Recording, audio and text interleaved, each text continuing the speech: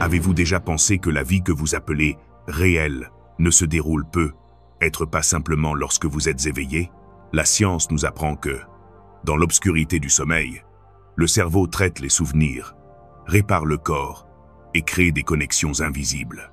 La sagesse ancestrale affirme que, dans ce même espace, l'âme dialogue avec l'éternel. Deux visions apparemment différentes, mais qui sont finalement identiques. La reconnaissance que chaque nuit est un laboratoire de transformation où se jouent en silence les fils de notre destin. La vraie question n'est pas ce qui se passe quand vous dormez, mais qui vous décidez d'être quand vous vous réveillez. Chapitre 1. Le seuil du sommeil. Le sommeil est le seuil le plus ancien, et pourtant le plus ignoré.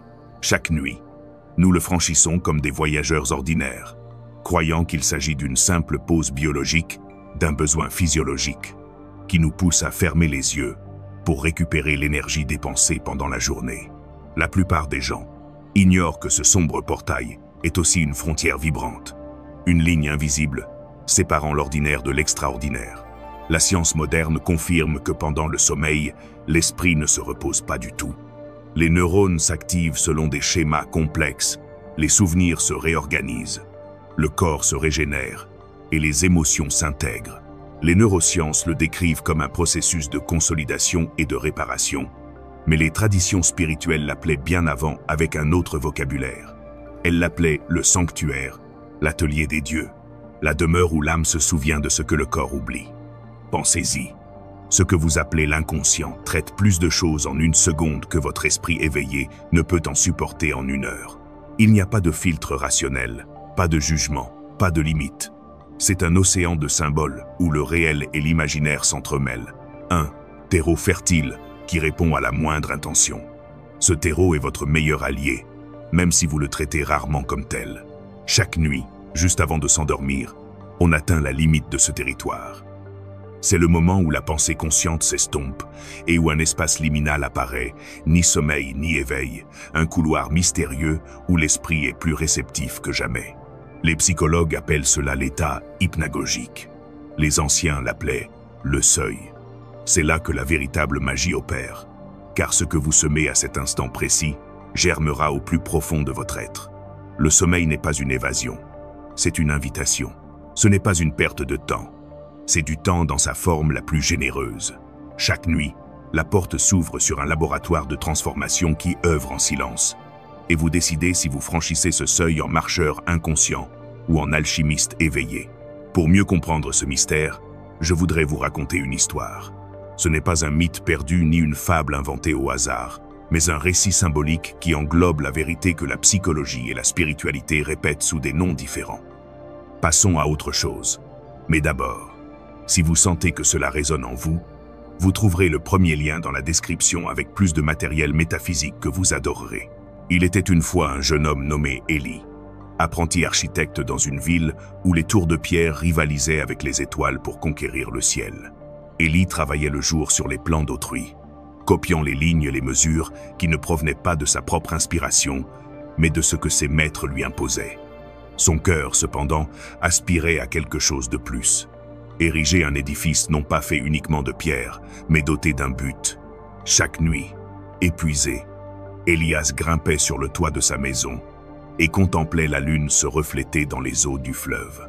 Là, il se demandait en silence, « À quoi bon construire de mes mains ce qui ne naît pas de mon âme ?» Le sommeil le gagnait et il s'enfonçait dans l'obscurité, cette question brûlant encore sa poitrine. Une nuit, alors que ses paupières s'abaissaient, quelque chose de différent se produisit. Au lieu de sombrer dans un sommeil vide, il se retrouva à marcher dans un couloir éclairé par des torches aux flammes bleues.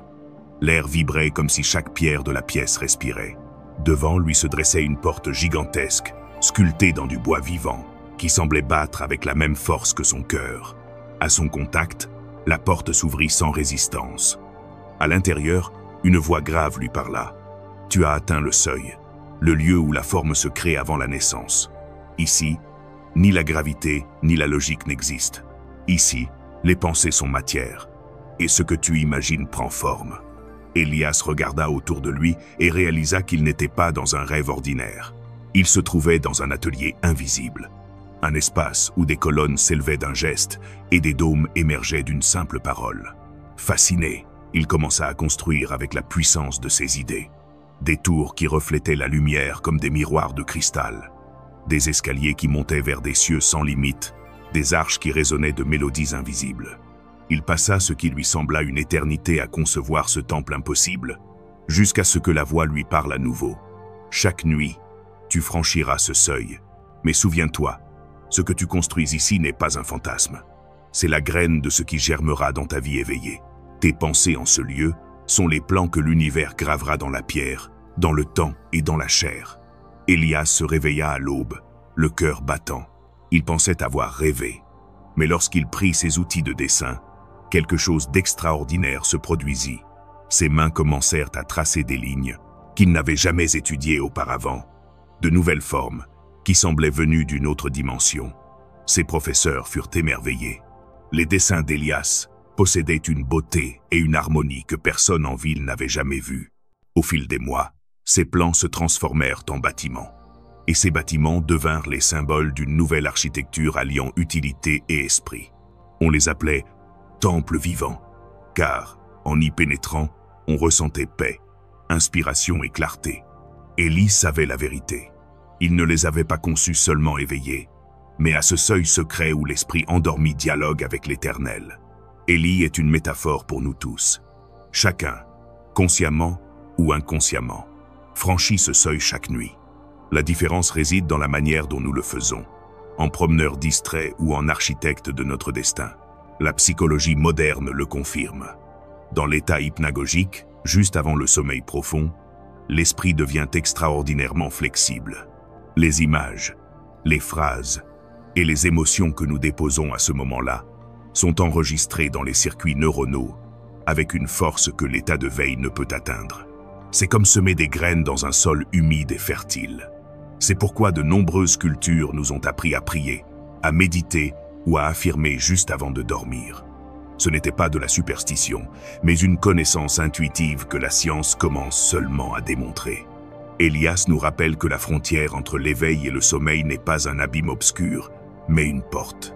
Et le plus surprenant, c'est que nous en avons tous la clé. Il suffit de prendre conscience de cet instant, de choisir une intention claire et de laisser l'esprit endormi l'emporter avec lui jusqu'à l'au-delà. Le sommeil est le seuil, et chaque nuit, en le franchissant, vous décidez si vous le franchirez les mains vides ou avec les plans de votre destin gravés dans votre cœur. Chapitre 2. Le laboratoire secret. Chaque nuit, sans exception, vous entrez dans le laboratoire le plus sophistiqué et le plus mystérieux qui soit. Il n'est pas fait de murs, de tubes à essai ou de microscopes. Sa matière première est constituée de vos pensées, de vos souvenirs et de vos émotions. Ces instruments sont invisibles, mais ils fonctionnent avec une précision que la science moderne commence à peine à comprendre. Ce laboratoire, c'est votre esprit endormi.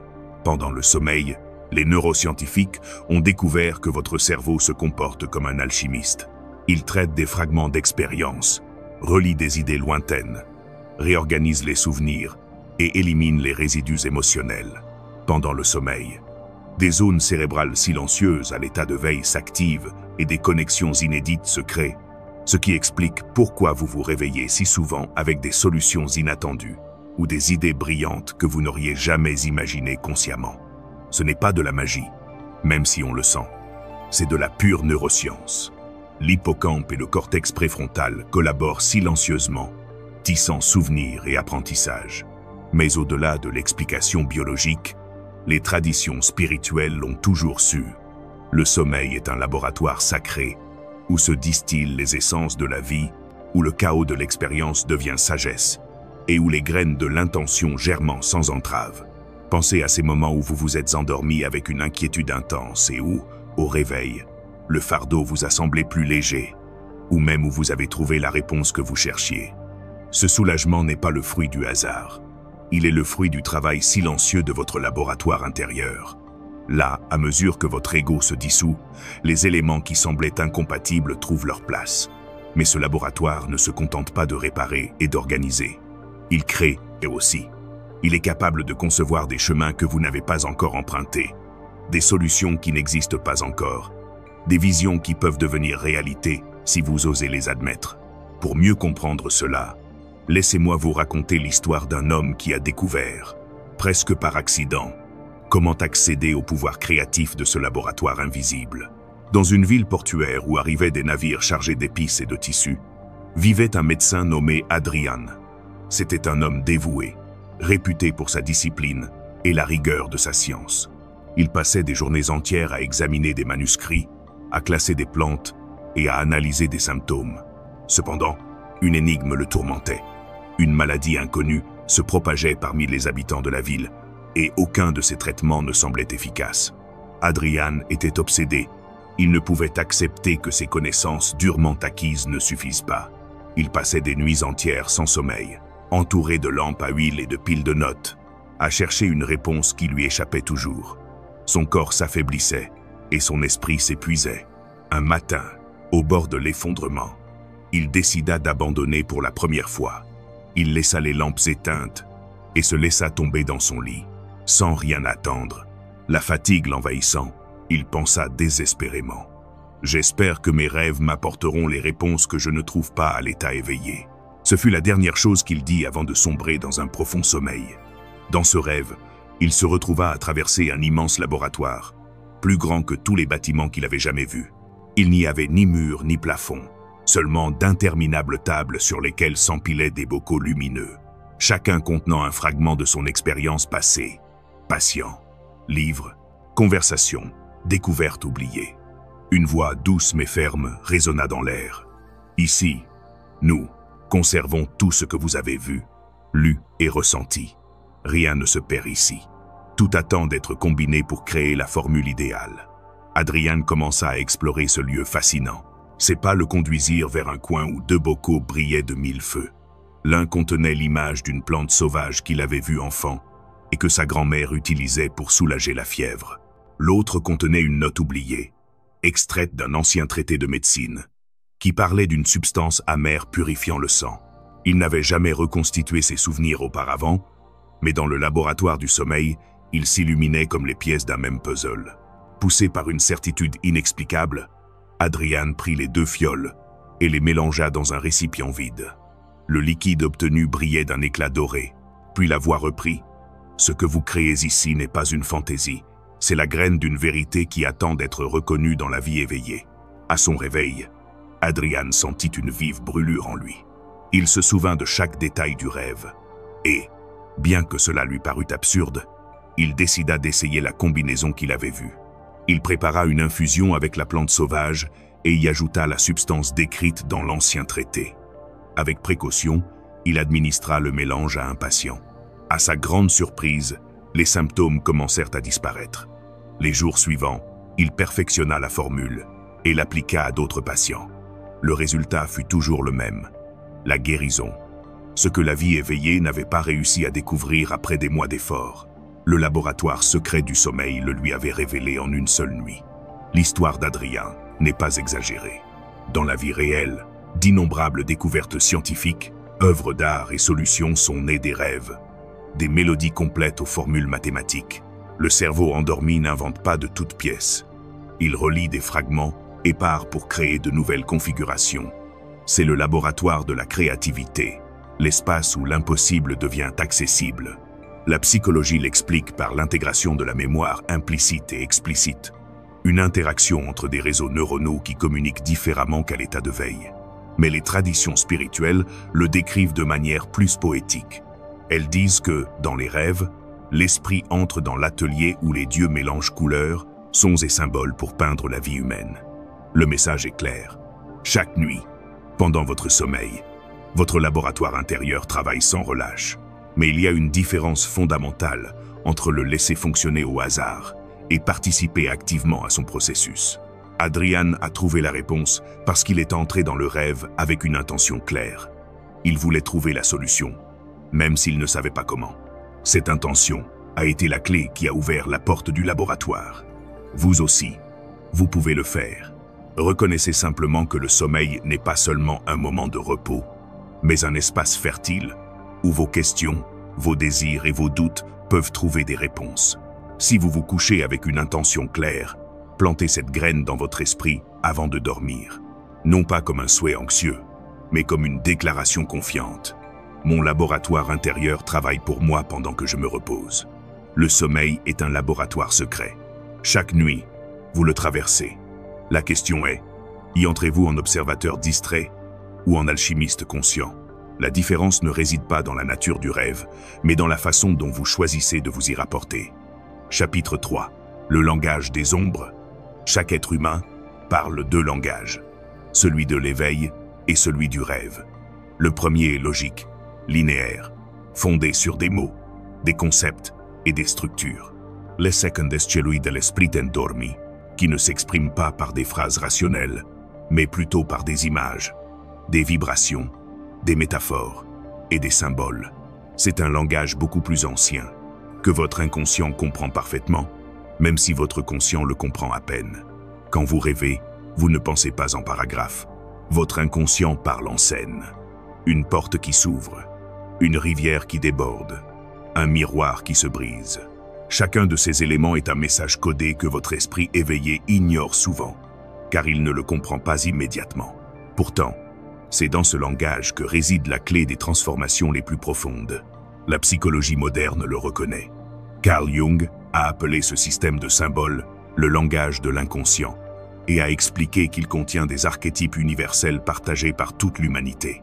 Les neurosciences, quant à elles, montrent que les zones cérébrales qui traitent les images et les émotions sont plus actives pendant le sommeil que les zones responsables de la logique. Autrement dit, lorsque vous dormez, vous parlez un langage plus émotionnel et intuitif que rationnel. Le problème est que nous persistons à communiquer avec notre inconscient en utilisant un langage inapproprié. Nous répétons des phrases logiques, des listes d'objectifs ou des décrets froids, en espérant qu'ils s'imprègnent profondément. Mais l'esprit endormi ne réagit pas aux calculs. Il réagit aux vibrations. Il n'obéit pas à des ordres mentaux, mais plutôt à des images chargées d'émotions et de métaphores. C'est pourquoi beaucoup de gens se sentent frustrés lorsqu'ils tentent des techniques de transformation qui restent lettre morte. L'inconscient sait faire la différence entre un concept appris et une vérité incarnée. Ce qui pénètre véritablement ses profondeurs est ce qui est chargé d'émotions authentiques, ce qui est exprimé avec tout son être. Les anciens le savaient et utilisaient symboles, rituels, chants et silences prolongés. Ils ne cherchaient pas à convaincre l'inconscient par la logique. Ils le séduisaient par la vibration. Ils comprenaient que parler à l'esprit endormi, c'est comme dialoguer avec l'océan. On ne lui commande pas, on chante pour lui.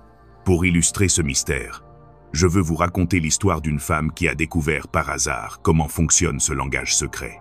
Dans un monastère caché au milieu de montagnes rocheuses et de nuages éternels, vivait une jeune femme nommée Amara. Elle était la gardienne des lampes de nuit, chargée d'entretenir le feu sacré qui éclairait les couloirs à minuit. Sa tâche semblait simple, mais une question la consumait. Comment communiquer avec le divin au-delà des prières apprises par cœur? Chaque nuit, pendant que les moines dormaient, Amara parcourait les couloirs en murmurant des prières.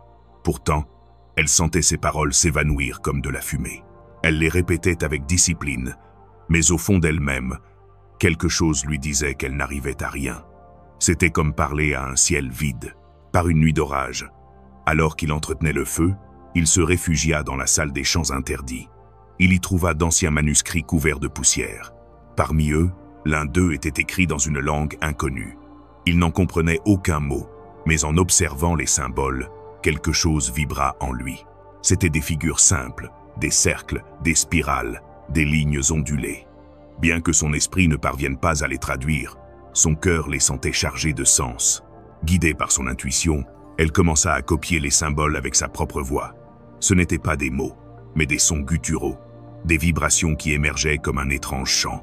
En les prononçant, elle sentit l'air du monastère bouger différemment. Le feu des lampes semblait danser au rythme de sa voix. Pour la première fois de sa vie, Amara eut la sensation que quelqu'un ou quelque chose répondait à l'autre bout du fil. Cette nuit-là, il rêva d'une silhouette lumineuse qui lui parlait sans bouger les lèvres. Les ombres ne comprennent pas ton langage savant, mais elles reconnaissent ta vibration authentique. L'âme n'écoute pas la grammaire, elle écoute la fréquence. À son réveil, Amara comprit le secret. L'inconscient, Ce vaste océan intérieur n'est pas mu par des mots mécaniques. Il a besoin d'images, de sons, de gestes et d'émotions vivantes. Elle décida de changer sa pratique. Au lieu de répéter des prières froides, elle commença à chanter intérieurement, laissant chaque mot émerger comme un battement de cœur.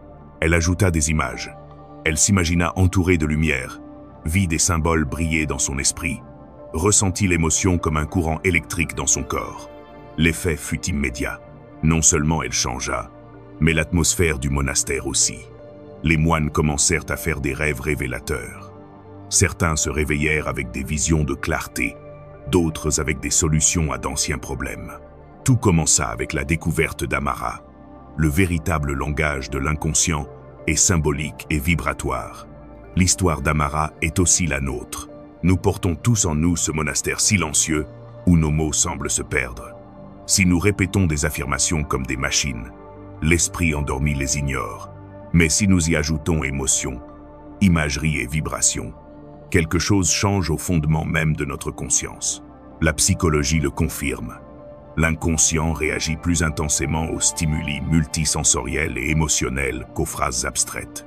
Une image puissante, chargée d'émotions, reste plus durable que 1000 répétitions creuses. C'est pourquoi les souvenirs les plus intenses de votre vie ne sont pas les plus logiques, mais les plus chargés d'émotions. Parler le langage des ombres, c'est oser utiliser des symboles dans sa communication nocturne. Si vous souhaitez exprimer une affirmation, ne vous contentez pas de mots. Accompagnez-la d'une image claire dans votre esprit, de l'émotion correspondante dans votre corps et d'une vibration certaine dans votre respiration. L'inconscient n'a pas besoin de traduction. Il comprend parfaitement ce langage. Amara a découvert que la vibration est plus forte que la grammaire. Et vous pouvez le découvrir aussi. Chaque nuit, en entrant dans le sommeil, ne répétez pas les mots comme quelqu'un qui récite un manuel. Laissez vos déclarations émerger des profondeurs de votre être, tels des symboles vivants qui traversent le mur du rationnel et atteignent l'océan de l'inconscient. Le langage des ombres est une attente. Il n'exige ni perfection, ni formule compliquée. Il exige seulement de l'authenticité. La question n'est pas ce que vous dites avant de dormir, mais d'où vous le dites. Car si vous parlez depuis la surface, le message s'estompe. Mais si vous parlez depuis la vibration de votre vérité, l'inconscient écoute, comprend et obéit. Chapitre 4. Le pouvoir du « je suis ». 2 mots accompagnent l'humanité depuis la nuit des temps. Je suis. Ils peuvent paraître simples, insignifiants, mais ils recèlent un pouvoir que peu osent affronter. Chaque fois que vous les prononcez, votre inconscient les reçoit comme un décret absolu, comme un ordre gravé au plus profond de votre être.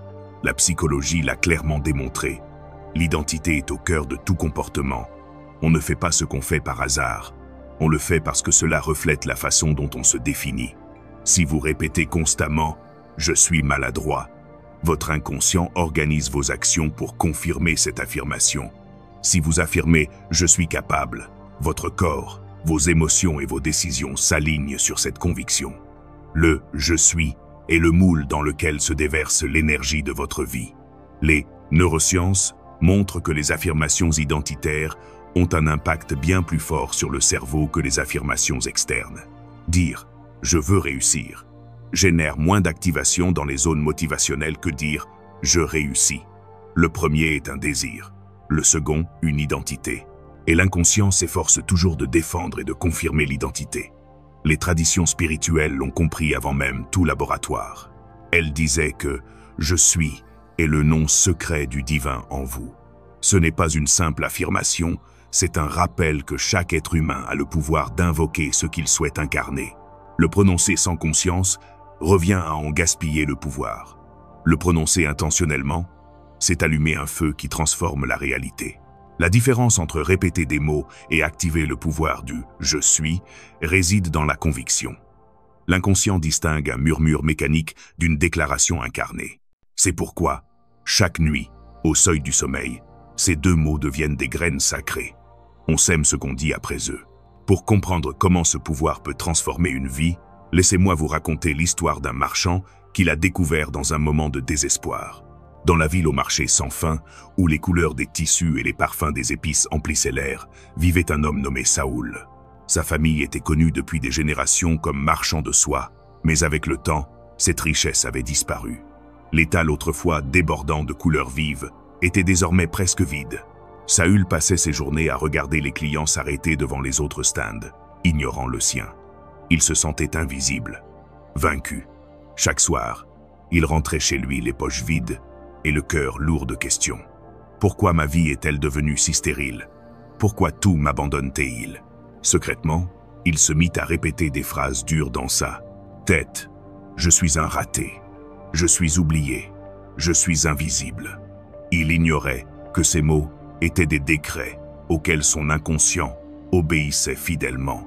Il ignorait qu'en prononçant « je suis », suivi de manque, il alimentait le cycle même qui l'emprisonnait. Une nuit, épuisé, Saül monta sur le toit avec le dernier morceau de tissu qui lui restait. Il l'étendit sous les étoiles, comme s'il cherchait du réconfort dans le ciel. Là, à moitié endormi, il entendit la voix d'une vieille femme apparaître, incapable d'expliquer d'où elle venait. Ses cheveux argentés brillaient comme la lune, et ses yeux semblaient renfermer des siècles de sagesse. Elle caressa le tissu et dit « Vos soies pleurent, car elles se souviennent du moment où vous leur avez parlé avec puissance. Vous avez oublié le langage du « je suis ». Chaque nuit, vous prononcez votre destin, et l'univers obéit. Et si vous disiez la vérité? Et si, au lieu de répéter votre défaite, vous vous souveniez de votre héritage d'abondance? Saül, incrédule, demanda « Comment pourrais-je faire cela, puisque tout ce que je vois, c'est le vide ?» La vieille femme répondit fermement « Ne parlez pas de ce que vous voyez, parlez de ce que vous souhaitez incarner. Le « je suis » ne décrit pas, il crée. Pendant votre sommeil, votre esprit se transforme en soi réceptive. Murmurez-lui des mots de vie, et vous verrez comment votre monde se transforme. » Cette nuit-là, Saül obéit.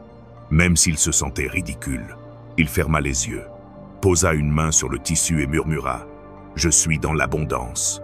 Je suis prospère. Je suis béni. » Au début, sa voix tremblait, comme s'il parlait de quelque chose d'impossible.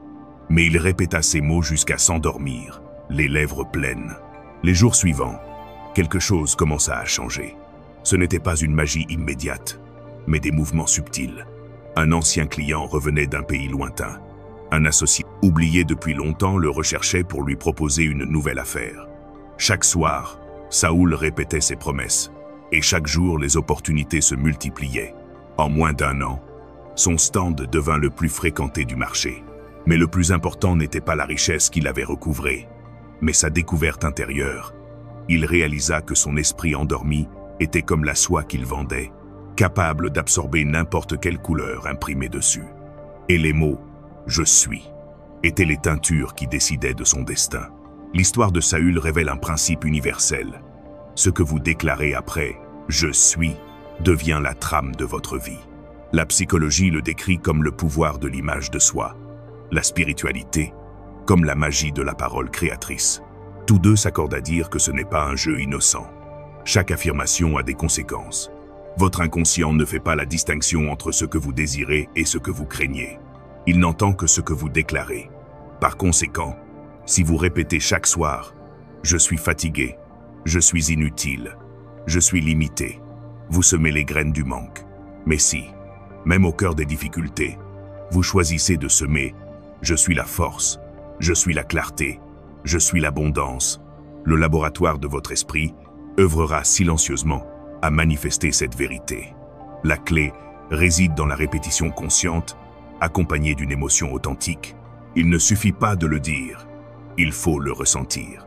L'inconscient réagit aux vibrations, pas seulement aux mots. Lorsque vous parvenez à aligner ce que vous dites avec ce que vous ressentez et l'image que vous avez, vous activez le pouvoir créateur du « je suis ». Chaque soir, vous avez cette opportunité. Peu importe votre fatigue ou le chaos de votre vie, il suffit de quelques instants avant de vous endormir, lorsque vous franchissez le seuil du sommeil, pour planter la graine. C'est à ce moment-là que le « je suis » résonne le plus profondément, car l'ego est réduit au silence et l'esprit endormi écoute avec une attention absolue. Le pouvoir du « je suis » n'est pas une théorie, c'est l'identité en action. C'est la différence entre vivre en victime des circonstances ou en créateur conscient de son destin. Alors posez-vous la question. Que déclarez-vous chaque soir au seuil du sommeil? Quelle réalité tissez-vous avec ces deux mots qui résument votre destinée? Chapitre 5. La science de l'intention. Dans la vie, tout commence par une intention. Avant qu'une graine ne germe, il y a la décision invisible de pousser. Avant qu'un pont ne soit construit sur une rivière, quelqu'un a eu la vision d'unir deux rives. Avant qu'un mot ne soit prononcé, il y a l'impulsion silencieuse de communiquer. L'intention est la racine invisible de toute création. La plupart des gens, cependant, traversent la vie sans avoir conscience de leur pouvoir. Ils croient que les choses arrivent par hasard ou dépendent uniquement de la chance. Ils ne soupçonnent pas qu'à chaque instant, leurs pensées chargées d'émotions envoient des ordres invisibles à l'inconscient, façonnant leur perception de la réalité et, par conséquent, les possibilités qu'ils attirent ou rejettent. La psychologie explique cela par le biais attentionnel. Lorsque vous avez une intention claire, votre cerveau filtre l'information en conséquence. C'est comme programmer un radar interne qui vous fait remarquer des opportunités que vous ignoriez auparavant. Les neurosciences confirment que lorsque vous vous fixez un objectif ou une déclaration intérieure, le cortex préfrontal active des circuits qui réorganisent la perception et la mémoire pour s'aligner sur cette direction. Autrement dit, ce que vous décidez de chercher finit par vous trouver. Les traditions spirituelles ont décrit cela en termes plus poétiques. L'intention est une flèche tirée au cœur, l'univers, et tout ce qui vibre en harmonie avec elle répond. La différence entre désir et intention est fondamentale. Le désir est une aspiration qui reste généralement superficielle. L'intention, quant à elle, est une décision profonde qui engage tout votre être. Le désir dit « je souhaite ». L'intention dit « que cela soit ». Le sommeil est le terrain idéal pour travailler avec l'intention. Le jour, votre esprit conscient est envahi de distractions, de doutes et de contradictions. Mais la nuit, lorsque l'ego se dissout et que l'inconscient prend le dessus, l'intention s'imprime comme un feu sur l'argile fraîche de l'esprit endormi.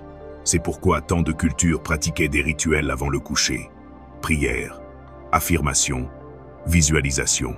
Il ne s'agissait pas de superstitions creuses, mais de moyens de semer l'intention dans le terreau le plus fertile qui soit. Pour comprendre comment l'intention peut transformer même l'impossible, laissez-moi vous raconter l'histoire d'un jeune homme qui a découvert son pouvoir dans des circonstances extrêmes. Dans une vallée montagneuse où les hivers étaient longs et où la terre produisait à peine de quoi survivre, vivait un jeune homme nommé Dario. Depuis son enfance, il avait vu sa famille lutter contre la pénurie.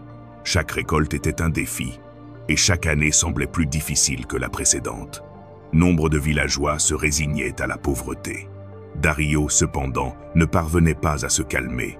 Au fond de lui, une étincelle de rébellion brûlait. Il ne comprenait ni la science ni la philosophie, mais il savait qu'il devait vivre autrement. Une nuit, alors que le vent soufflait par les fenêtres de sa cabane, il s'assit devant le feu et, les larmes aux yeux, déclara « Je n'hériterai pas de la résignation, je suis l'abondance. Même si je ne la vois pas encore, ma vie sera différente. » Cette nuit-là, il rêva qu'il traversait un champ aride. Le sol était dur, comme s'il avait oublié comment porter des fruits. Mais lorsqu'il leva les yeux, il vit une vieille femme assise sous un arbre desséché. Ses yeux brillaient comme des charbons ardents. Elle lui dit « La terre répond à l'intention du semeur. Semez avec doute et vous récolterez la disette. Semez avec conviction et la terre vous obéira. » Darius prit une poignée de graines qu'il tenait dans ses mains et, d'un geste de foi, les jeta sur la terre craquelée. Ce faisant, il dit à voix haute « Je suis l'abondance, je suis la moisson. » En un instant, le champ commença à se transformer. Des tiges vertes germèrent et poussèrent rapidement, se transformant en champs dorés qui s'étendaient jusqu'à l'horizon. À son réveil, Dario sentit un feu brûler en lui. Contrairement à d'autres rêves, celui-ci ne l'abandonna pas avec l'aube naissante. C'était comme si une certitude était gravée dans ses os. Il décida d'agir selon cette nouvelle conviction. Au lieu de semer négligemment, il travailla la terre avec dévouement, imaginant à chaque mouvement le champ fertile de sa vision. Il partagea son intention avec sa famille, les inspirant à croire en une nouvelle possibilité. Les premières pousses mirent du temps à apparaître, mais elles étaient plus vigoureuses que d'habitude. Au fil du temps, sa récolte dépassa toutes les précédentes.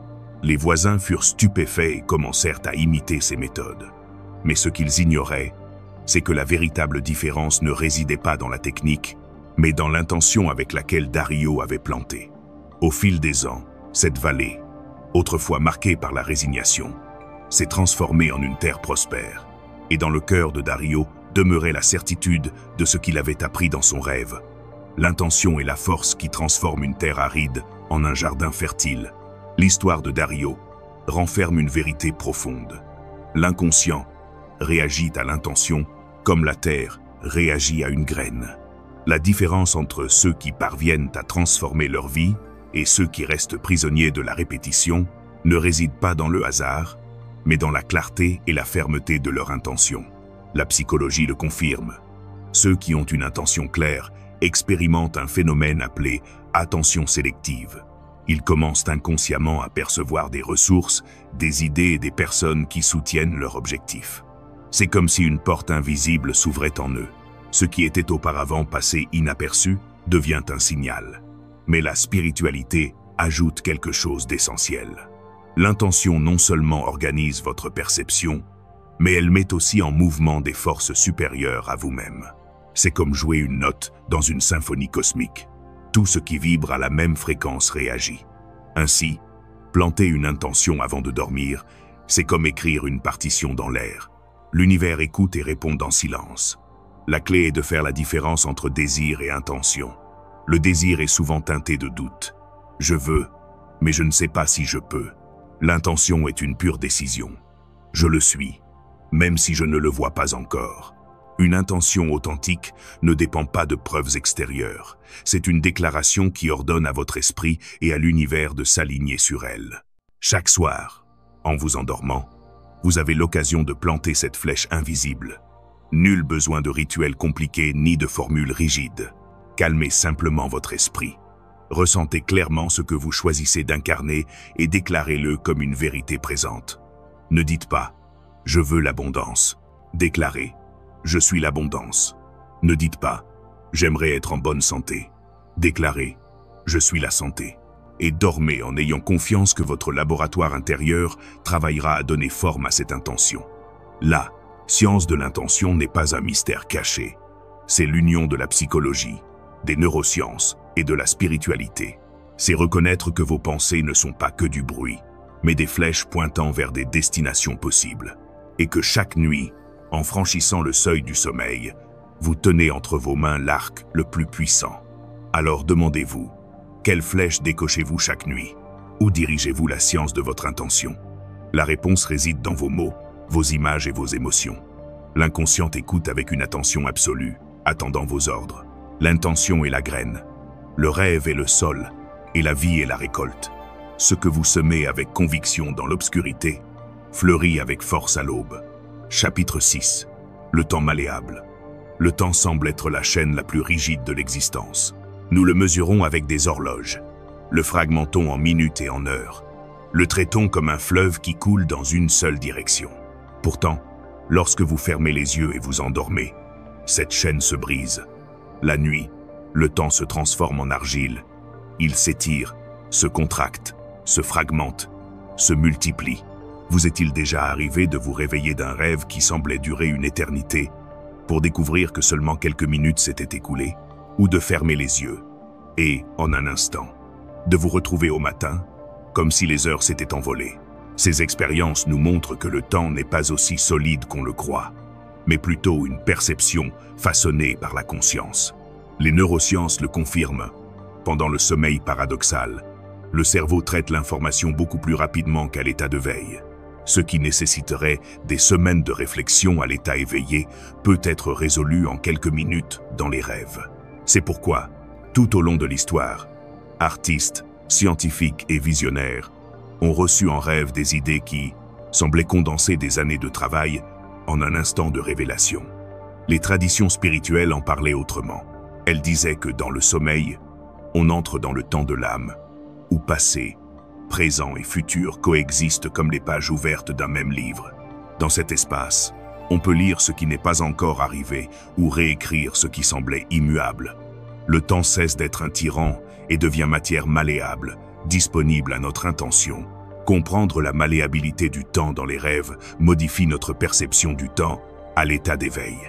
Car si la nuit nous parvenons à condenser apprentissage et vision en secondes, le jour nous permet également de nous libérer de l'obsession de l'horloge et de nous ouvrir à la possibilité que le temps soit plus flexible qu'on ne le pense.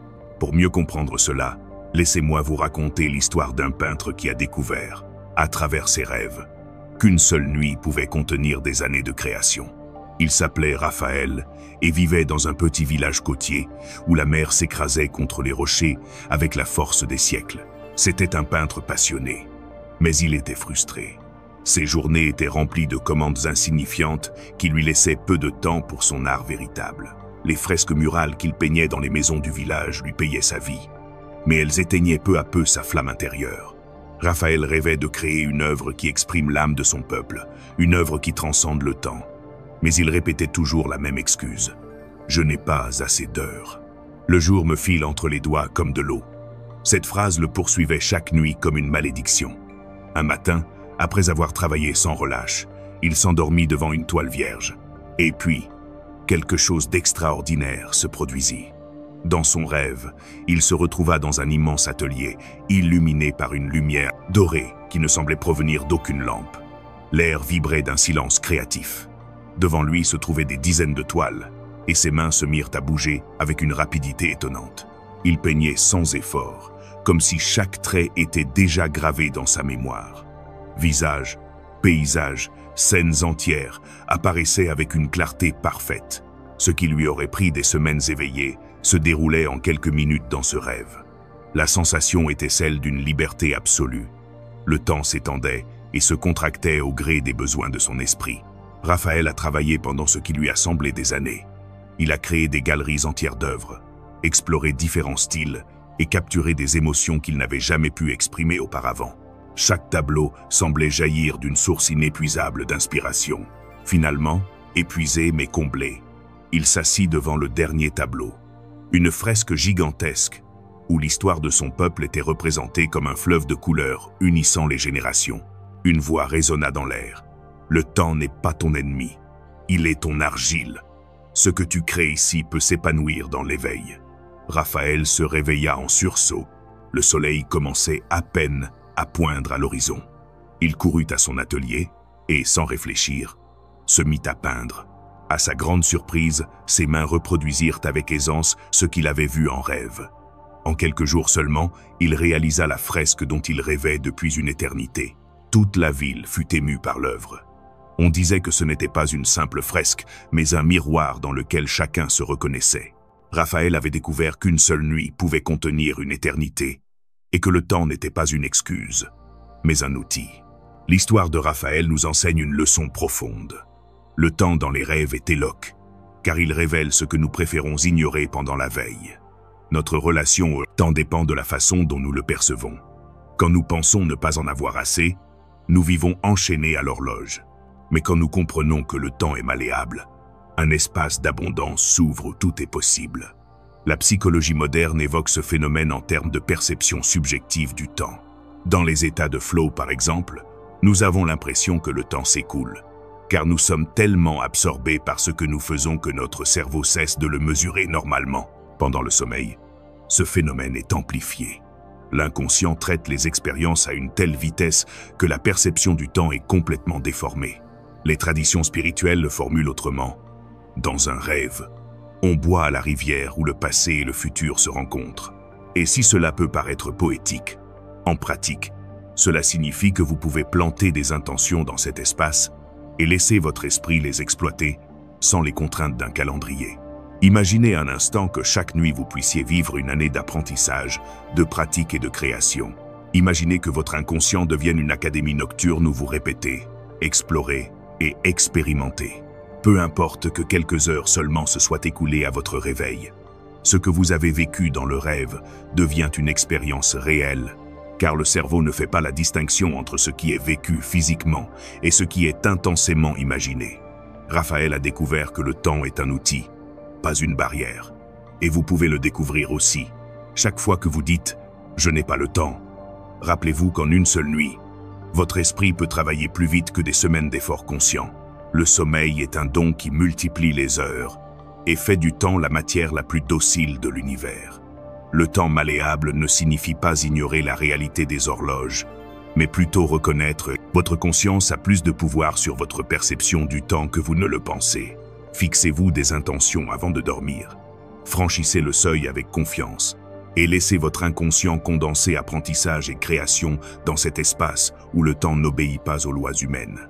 Le temps est comme de l'argile. Chaque nuit, vous êtes le potier. La question est, quelle forme façonnez-vous dans l'atelier secret de vos rêves? Chapitre 7. Le langage du silence. Nous vivons dans un monde saturé de bruit. Le bourdonnement constant de la ville, les notifications qui perturbent le calme, les voix extérieures qui dictent notre façon de penser, de ressentir et de vivre. Sans nous en rendre compte, nous nous habituons au bruit comme à la norme et au silence comme à une étrangeté inconfortable. Pourtant, dans le monde du sommeil, c'est l'inverse qui se produit. Le silence devient le véritable langage de la transformation. La science a découvert que pendant le sommeil profond, en particulier pendant le sommeil non paradoxal, le cerveau entre dans des schémas d'ondes lentes qui permettent la restauration, la consolidation de la mémoire et le nettoyage des toxines. C'est un état neurologiquement silencieux.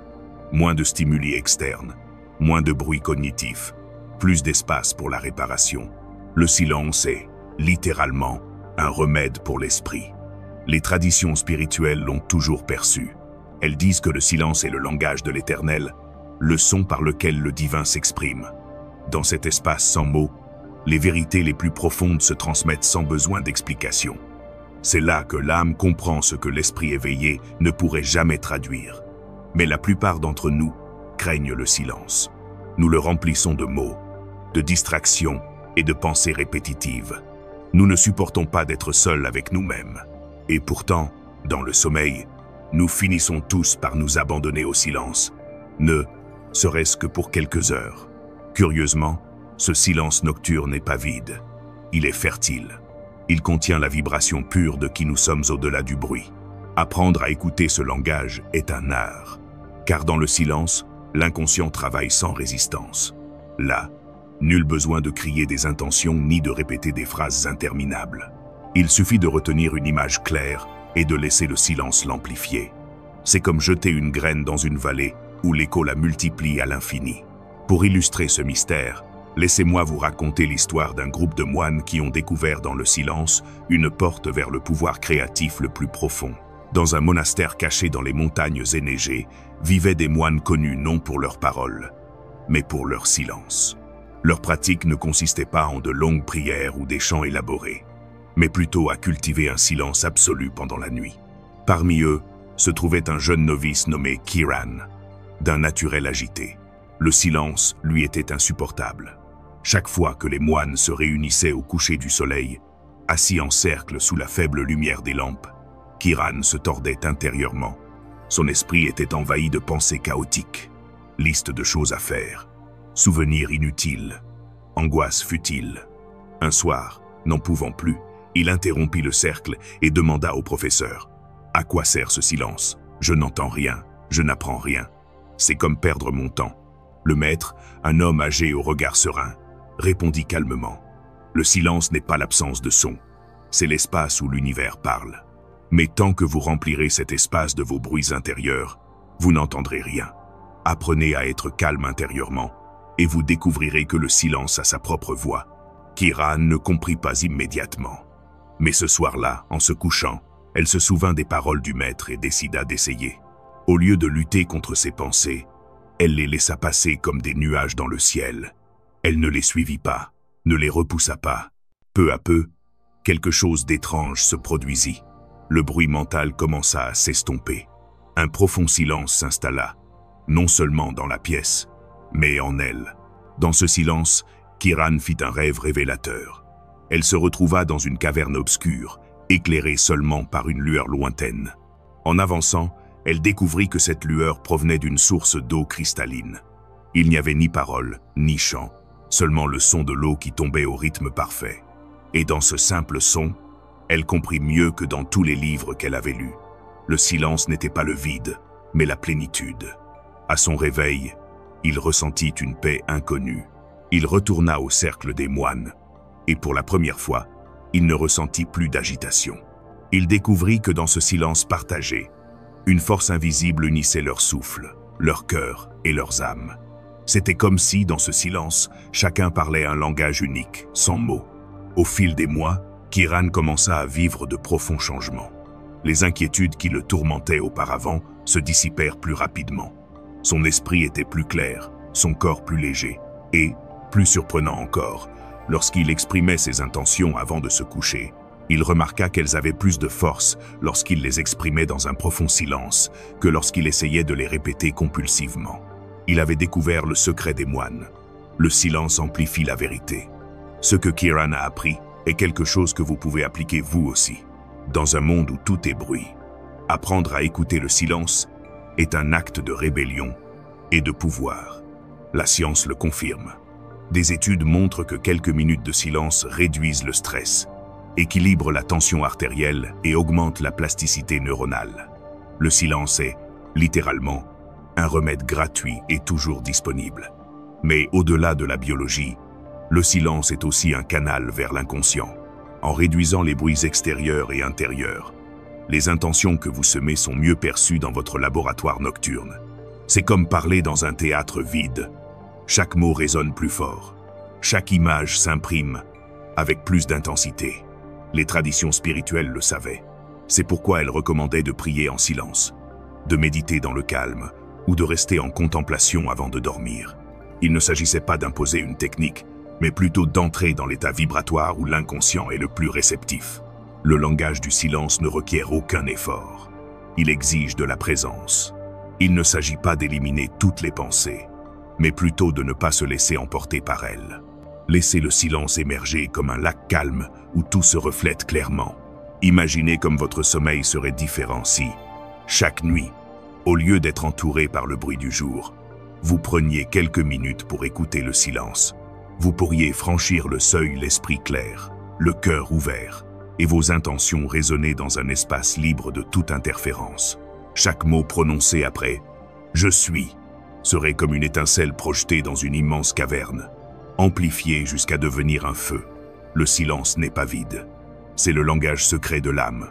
Et chaque nuit, pendant votre sommeil, il vous parle patiemment. La question est, êtes-vous prêt à l'écouter ? Je profite de ce moment pour vous dire que si ce que vous voyez résonne en vous, dans le premier lien de la description, vous trouverez beaucoup plus de matériel pour continuer à apprendre. Chapitre 8. Le jardin de l'esprit. Votre esprit est un terreau fertile. Chaque pensée que vous nourrissez, chaque émotion que vous nourrissez et chaque mot que vous répétez sont des graines que vous semez dans ce jardin invisible. Certaines sont des graines d'espoir et d'abondance, d'autres de peur et de pénurie. En vérité, la terre ne se repose jamais, elle reçoit et cultive sans cesse. La question n'est pas de savoir si vous semez, mais ce que vous semez. La psychologie l'explique clairement. Les pensées répétitives créent des sillons dans le cerveau, des connexions neuronales qui se renforcent à chaque répétition. C'est le début de la neuroplasticité. Si vous submergez votre attention de pensées négatives chaque jour, votre esprit se transforme en un champ envahi de mauvaises herbes. Si, au contraire, vous nourrissez des pensées de confiance, de gratitude et de sens, votre cerveau s'organise en conséquence et s'ouvre à de nouvelles possibilités. La spiritualité le dit autrement. Ce que vous pensez grandit. Chaque image que vous entretenez est un décret. Chaque émotion est une eau qui nourrit ou empoisonne. Le jardin de l'esprit ne fait pas de distinction entre les graines. Il multiplie simplement ce qu'il reçoit. C'est pourquoi tant de traditions ont insisté sur la vigilance intérieure, sur l'apprentissage de l'observation de ce que nous semons en nous. La nuit et le sommeil sont des moments sacrés pour ce travail. Le jour, les stimuli extérieurs envahissent l'esprit de pensée, de distraction et d'obligations étrangères. Mais la nuit, lorsque la conscience extérieure s'estompe, le jardin intérieur s'ouvre à ce que vous choisissez de semer. Cet instant avant le sommeil est comme une porte vers le sol le plus fertile. Tout ce que vous y planterez sera cultivé en silence pendant des heures. Pour mieux comprendre cela, laissez-moi vous raconter l'histoire d'une femme qui a appris, à travers un rêve, à prendre soin avec dévouement du jardin de son esprit. Elle s'appelait Liora, et sa vie ressemblait à un champ abandonné. Elle avait subi des pertes, des trahisons et des échecs qui la convainquaient que rien de bon pouvait naître de son existence. Chaque matin, Au réveil, la première chose qu'elle faisait était de se répéter « Je suis le malheur, je suis la ruine ». Ces mots étaient les graines invisibles qu'elle semait chaque jour sans s'en rendre compte. Une nuit, après s'être endormie en pleurant, elle rêva qu'elle traversait un jardin désolé. Le sol était desséché, les fleurs fanées et les branches tordues. L'air sentait l'abandon. Liora ressentit une profonde douleur, en réalisant que ce jardin n'était autre que son propre esprit. Soudain, une vieille femme vêtue de blanc apparut, portant un panier rempli de graines lumineuses. La femme lui en tendit une et dit « Ce jardin n'est pas mort. Il attend juste que tu en prennes soin. Chaque pensée est une graine. Que veux-tu planter ?» Liora prit la graine dans ses mains. Elle comprit aussitôt qu'elle ne pouvait plus nourrir les mauvaises herbes avec ses pensées de défaite. Elle décida de planter la graine dans la terre sèche et dit « Je suis l'espoir ». Au même instant, une pousse verte émergea du sol, poussant avec une force qui la surprit. Encouragée, elle planta une autre graine et dit « Je suis la vie ». Un jeune arbre poussa, couvert de feuilles fraîches. Puis une autre graine « Je suis l'abondance ». Et le sol répondit par des fleurs dorées qui emplirent l'air de leur parfum. La vieille femme sourit et dit « Chaque mot que tu prononces est de l'eau. Chaque image que tu portes est un rayon de soleil. Chaque émotion que tu choisis est le terreau qui te nourrit. Ton jardin répondra toujours, car ton esprit ne se repose jamais. Rappelle-toi ceci, tu ne peux pas éviter de semer, mais tu peux choisir les graines que tu conserves dans ton panier. » À son réveil, Liora sentit que quelque chose avait changé. Au cours de la journée, au lieu de répéter ces phrases fatales, elle commença à semer de nouveaux mots. Au début, ce fut difficile, car les vieilles graines de la peur germaient encore. Mais avec patience et discipline, son jardin intérieur commença à se transformer. Son moral s'améliora. Ses décisions devinrent plus claires. Et, petit à petit, sa vie extérieure reflétait l'attention qu'elle avait appris à porter à son monde intérieur. L'histoire de Liora est celle de chacun. Nous possédons tous un jardin intérieur qui reflète la qualité de nos graines. L'inconscient n'est pas sélectif. Il ne juge ni ne discrimine. Il sème le doute et la confiance, la peur et la foi avec la même force. C'est pourquoi le moment précédant le coucher est si crucial. C'est là que vous décidez quelle graine confier à votre jardinier intérieur pour qu'il travaille dans l'obscurité de la nuit. La science le confirme. Des études en neurosciences montrent que les pensées répétées avant de se coucher sont celles qui s'ancrent le plus facilement dans la mémoire émotionnelle. C'est comme si le cerveau disait « C'est important, je vais le garder ». Vous rendez-vous compte de la puissance de ce sentiment? Si vous insufflez chaque soir des intentions de paix, de gratitude ou d'abondance, votre cerveau les cultivera silencieusement et les intégrera à votre identité. Mais si, au contraire, vous vous endormez avec des soucis, des plaintes et des ressentiments, ces graines germeront également. Il ne s'agit pas de nier les problèmes, mais plutôt de décider consciemment quoi planter dans votre jardin lorsque le sol est le plus fertile. Les traditions spirituelles le savaient. C'est pourquoi elles recommandaient des prières nocturnes, des affirmations avant de dormir ou des visualisations de paysages sacrés. Ce n'étaient pas des superstitions, mais des pratiques de jardinage mental.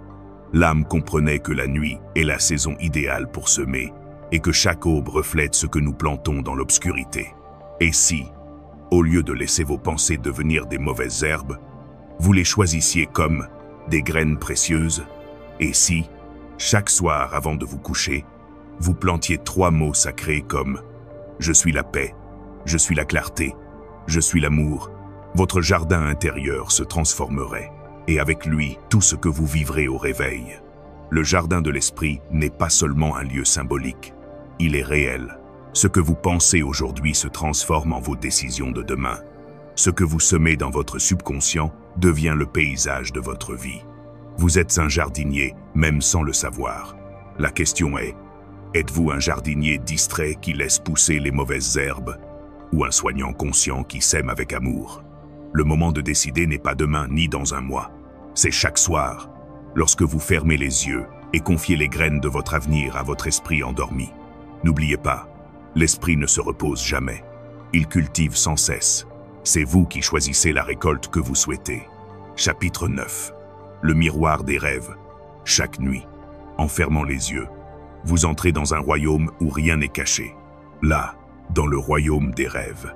Votre inconscient vous tend un immense miroir et vous montre des reflets que vous éludez ou ignorez pendant la journée. Parfois, ce miroir révèle des désirs cachés, d'autres fois des peurs profondes. Et parfois, il reflète des possibilités que vous n'osez pas encore imaginer. La science le décrit comme un processus d'intégration. Pendant le sommeil paradoxal, le cerveau organise les souvenirs, traite les émotions et imagine des scénarios possibles. C'est comme si l'esprit disait « Regarde ceci, comprends cela, ose affronter ce que tu caches ». C'est pourquoi les rêves sont souvent étranges. Ce sont des fragments de votre vie mêlés à des symboles qui expriment ce que votre esprit conscient ne peut exprimer avec des mots. La spiritualité, quant à elle, a compris depuis des siècles que les rêves sont le miroir de l'âme. Ils ne révèlent pas ce que vous voyez déjà pendant la journée, mais plutôt ce que votre moi intérieur veut vous enseigner. Chaque symbole, chaque scène, chaque personnage est le reflet d'une part de vous-même qui cherche à s'exprimer. Les rêves ne sont pas un spectacle étranger. Ils vous parlent à vous-même dans un langage symbolique. L'erreur la plus courante est de négliger ces messages ou de les prendre au pied de la lettre. Rêver de perdre une dent ne signifie pas nécessairement que vous la perdrez réellement. Votre subconscient essaye plutôt de vous parler de perte, de transition et de la peur de la fragilité. Interpréter un rêve ne consiste pas à trouver une recette universelle, mais plutôt à apprendre à le considérer comme un miroir personnel. Et comme tout miroir, les rêves ne vous donnent pas ce que vous voulez voir, mais ce que vous devez affronter. C'est parfois inconfortable, voire terrifiant. Mais si vous avez le courage de le regarder en face, vous découvrirez que chaque reflet recèle un cadeau. Pour mieux comprendre cela, laissez-moi vous raconter l'histoire d'un voyageur qui a découvert un miroir dans ses rêves qui l'a forcé à affronter ce qu'il craignait le plus. Il s'appelait Elias, un homme agité qui avait voyagé dans des contrées lointaines en quête de sagesse. Il avait étudié auprès de philosophes, écouté des chamans et lu d'innombrables livres. Cependant, au plus profond de lui-même, il ressentait un vide qu'aucun enseignement ne pouvait combler. Une nuit, après avoir marché pendant des jours dans le désert, il s'endormit sous un ciel étoilé. Dans son rêve, un immense miroir de verre scintillant apparut devant lui au milieu des dunes. Il s'en approcha, intrigué, et en le regardant, il vit se refléter non pas son image actuelle, mais différentes versions de lui-même. Dans un reflet, il se voyait comme un enfant effrayé, incapable de parler, caché derrière une ombre. Dans un autre, il se voyait comme un vieil homme fatigué, le regard terne de résignation. Dans un troisième, il se voyait comme un homme arrogant, qui dominait durement les autres. Chaque reflet le perturbait, car il révélait des facettes de lui-même qu'il refusait d'admettre. Élie tenta de s'éloigner, mais le miroir le suivit, flottant sur le sable comme s'il le poursuivait. Puis il entendit une voix qui disait « Tu ne peux pas t'échapper. Chaque reflet est une part de ton âme qui réclame d'être reconnue. Ce n'est que lorsque tu accepteras ta plénitude que le miroir deviendra une porte. » Le cœur battant, Elijah décida de regarder à nouveau. Cette fois, non pas avec rejet, mais avec compassion. Il s'inclina devant le garçon effrayé et le serra silencieusement dans ses bras. Le reflet se dissipa. Il regarda le vieil homme résigné et murmura « Il y a encore de la vie en toi. » Le vieil homme sourit et disparut. Il s'approcha de l'homme arrogant et dit « Je n'ai pas besoin de dominer pour être fort. » Et le reflet se transforma en lumière. Finalement, le miroir révéla une image différente. Élie lui-même, les yeux brillants et le cœur ouvert. Puis le verre se brisa en 1000 morceaux et se transforma en une porte lumineuse. En la franchissant, Élie se réveilla, les larmes aux yeux. Ce jour-là, il réalisa que son vide ne venait pas de ce qu'il lui restait à apprendre à l'extérieur, mais de ce qu'il avait évité de regarder en lui. Le miroir des rêves lui avait montré que seule l'intégration de ses ombres pouvait lui permettre de s'épanouir. L'histoire d'Élie nous enseigne que les rêves ne sont pas des ornements ni des fantasmes dénués de sens. Ils sont le miroir de notre psyché. À travers eux, l'inconscient reflète les parts oubliées, niées ou refoulées de nous-mêmes. En psychologie, on appelle cela l'ombre, ce que nous refusons d'accepter, mais qui continue d'influencer nos vies depuis l'obscurité. Les rêves, avec leur langage symbolique, nous permettent d'interagir avec cette ombre sans crainte. À travers des images, ils nous révèlent ce que la conscience ne peut exprimer. Et même si cela peut paraître déroutant ou troublant au premier abord, ce miroir cherche toujours à nous intégrer, jamais à nous détruire. La science le confirme. Pendant le sommeil, et surtout pendant les périodes d'intense activité cérébrale, les zones liées à la mémoire émotionnelle et à la résolution des conflits sont activées. C'est comme si l'esprit disait « Voici ta vérité ». Visualise-la sous forme de symbole pour la comprendre. Ce qui distingue ceux qui transforment leur vie grâce aux rêves de ceux qui les oublient, c'est leur volonté de les regarder comme des miroirs. Demandez-vous, quelle part de moi parle ici? Quelle émotion ne suis-je pas en train de reconnaître? Quel désir caché cherche à émerger? Le miroir des rêves ne nous montre pas toujours ce que nous voulons, mais il reflète toujours ce dont nous avons besoin. Parfois, c'est un avertissement. Parfois, une consolation. D'autres fois, une invitation à grandir. L'important est de ne pas fuir ce reflet, mais d'apprendre à le regarder avec courage et humilité. Chaque nuit, quand vous dormez, le miroir s'ouvre. La question est, oserez-vous vous y regarder? Si vous le faites, vous découvrirez que le miroir n'est pas votre ennemi, mais votre allié. Que même vos cauchemars sont des miroirs reflétant des blessures en quête de guérison. Et que chaque reflet, aussi inconfortable soit-il, détient la clé pour ouvrir des portes intérieures que vous ignorez encore. La spiritualité résume tout cela en une phrase simple. Les rêves sont des lettres que l'âme s'écrit à elle-même. Ne pas les lire, c'est ignorer le message de son propre être. Les lire, en revanche, c'est commencer à se connaître véritablement. Considérez vos rêves comme des miroirs. Demandez-vous ce qu'il essaie de vous montrer. Et rappelez-vous, le miroir ne ment pas, mais il ne condamne pas non plus. Il révèle seulement ce que votre regard attend. Chapitre 10. L'alchimie des émotions. Les émotions sont des forces invisibles qui façonnent votre vie plus que vous ne l'imaginez. Ce sont des courants internes qui colorent votre perception, influencent vos décisions et façonnent la réalité que vous vivez. Nous croyons souvent contrôler nos émotions, mais en réalité, c'est l'inverse. Les émotions nous guident silencieusement sur des chemins que nous ne choisissons pas toujours consciemment. La psychologie moderne a montré que les émotions ne sont pas de simples réactions passagères. Chaque émotion active des systèmes complexes dans le cerveau et le corps. Elle modifie la respiration, le rythme cardiaque et la chimie des cellules. La peur, par exemple, contracte et paralyse. La gratitude étend et renforce. Chaque émotion est un message, une vibration, une énergie qui transforme à la fois votre biologie et votre destin. Les traditions spirituelles l'ont toujours su. Elles disent que les émotions sont le feu de l'âme. La haine brûle et détruit, tandis que l'amour purifie et crée. Le plus important est que les émotions ne sont pas immuables. Comme tout feu, elles peuvent être transformées. L'alchimie intérieure consiste précisément à apprendre à transmuter ces émotions denses en lumière, en force créatrice. Et c'est pendant le sommeil que cette alchimie devient la plus évidente. La nuit, votre esprit traite les fardeaux émotionnels que vous n'avez pas pu surmonter pendant la journée. C'est pourquoi vous rêvez de situations qui vous ont mis en colère, de personnes qui vous manquent ou de peurs que vous avez évitées. Le sommeil est le laboratoire secret où vos émotions se transforment, où ce qui semblait insupportable est digéré en symbole et intégré à votre être. Mais l'alchimie ne se fait pas automatiquement. Il faut de la conscience. Si vous vous endormez en ressassant des ressentiments, vous alimenterez votre inconscient avec cette énergie. Si, au contraire, vous abandonnez vos émotions au sommeil avec l'intention de les transformer, elles deviendront de l'or intérieur. Pour comprendre ce mystère, laissez-moi vous raconter l'histoire d'une femme qui a découvert, à travers un rêve, que même les émotions les plus sombres pouvaient être transmutées en lumière. Elle s'appelait Tamara et vivait dans une rage insoutenable. Elle avait été trahie par un proche et malgré les années qui avaient passé, elle ne parvenait pas à pardonner. Chaque jour, son esprit repassait des scènes de cette douleur et chaque nuit, son corps se tendait comme si la blessure était encore fraîche. Un matin, épuisée par le ressentiment, elle s'endormit et rêva qu'elle se trouvait dans une grotte obscure. Devant elle se trouvait une fournaise ardente et dans ses mains, elle tenait une pierre noire qui brûlait et pesait comme du plomb.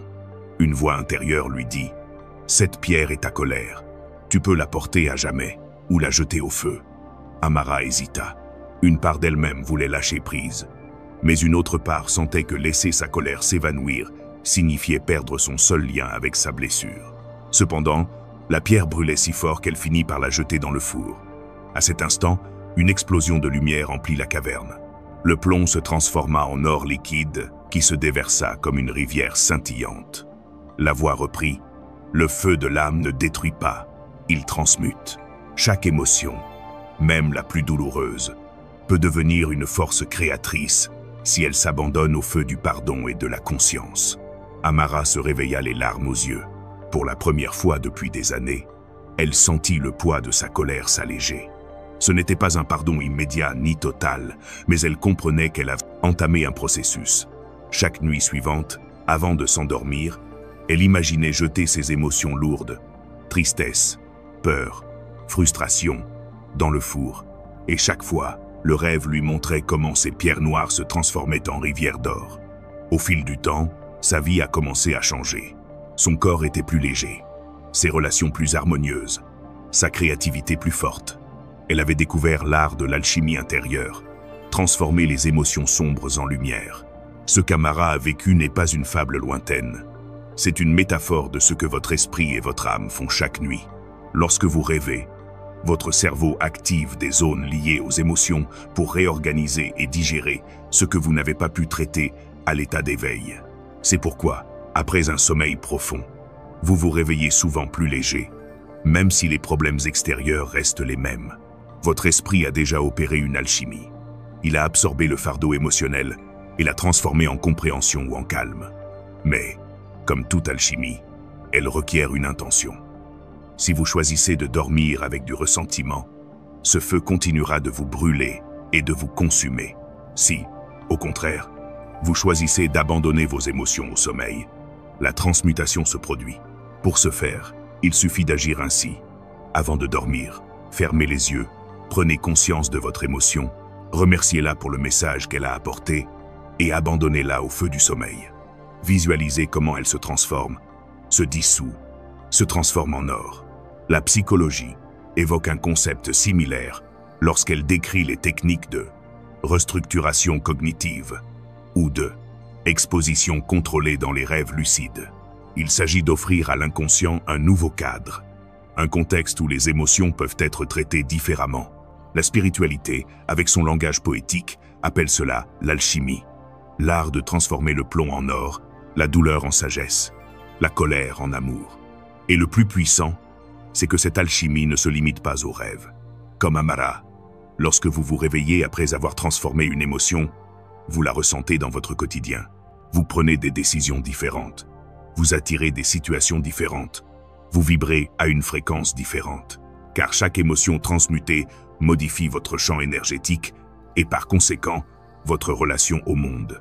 L'alchimie des émotions ne consiste pas à nier ce que l'on ressent. Au contraire, il s'agit de l'envisager avec courage, de l'accepter et de l'abandonner au feu de la transformation. La peur devient courage, la tristesse devient compassion, la colère devient puissance créatrice. Rien ne se perd, tout est transmuté. Imaginez ce que cela signifierait pour vous de pratiquer cette alchimie chaque nuit. Pensez à toutes les pierres noires que vous portez en vous, à tous les ressentiments, à toutes les culpabilités et à toutes les peurs.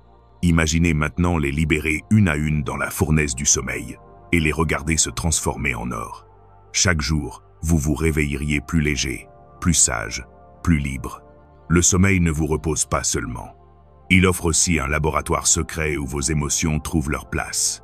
Ce n'est pas un hasard si tant de cultures anciennes parlaient de la nuit comme d'un feu purificateur, d'un espace où l'âme se purifie et se renouvelle. Rappelez-vous ceci, aucune émotion n'est un ennemi. Elles ont toutes un message. Le problème n'est pas de ressentir, mais de s'accrocher. L'alchimie commence lorsque vous décidez de ne pas rester attaché à la pierre, mais de l'abandonner à votre feu intérieur. L'or est en vous, il vous attend. Chaque nuit, la fournaise du sommeil s'allume. La seule question est, à quoi renoncerez-vous aujourd'hui pour être transformé? Chapitre 11. Le voyageur du subconscient chaque nuit. En fermant les yeux, vous devenez un voyageur. Sans passeport ni valise, vous traversez des paysages invisibles, parcourez des villes qui n'existent pas sur les cartes et dialoguer avec des personnages qui sont des projections de votre âme. Ce voyage ne se déroule pas dans un espace physique, mais dans le vaste territoire du subconscient. Là reposent des souvenirs oubliés, des émotions refoulées, des désirs inexprimés, et aussi les germes de votre avenir. La psychologie nous apprend que le subconscient est comme une immense archive où sont stockées toutes nos expériences, même celles que nous pensons avoir oubliées. Ce n'est pas un lieu chaotique, c'est un système qui organise et dirige une grande partie de nos vies sans même que nous nous en rendions compte. Selon des études, plus de 90% de nos décisions sont influencées par des processus subconscients. Cela signifie qu'en réalité, ce sont nos souvenirs cachés et nos associations invisibles qui guident notre quotidien. La spiritualité l'exprime autrement. Le subconscient est le pont entre l'humain et le divin.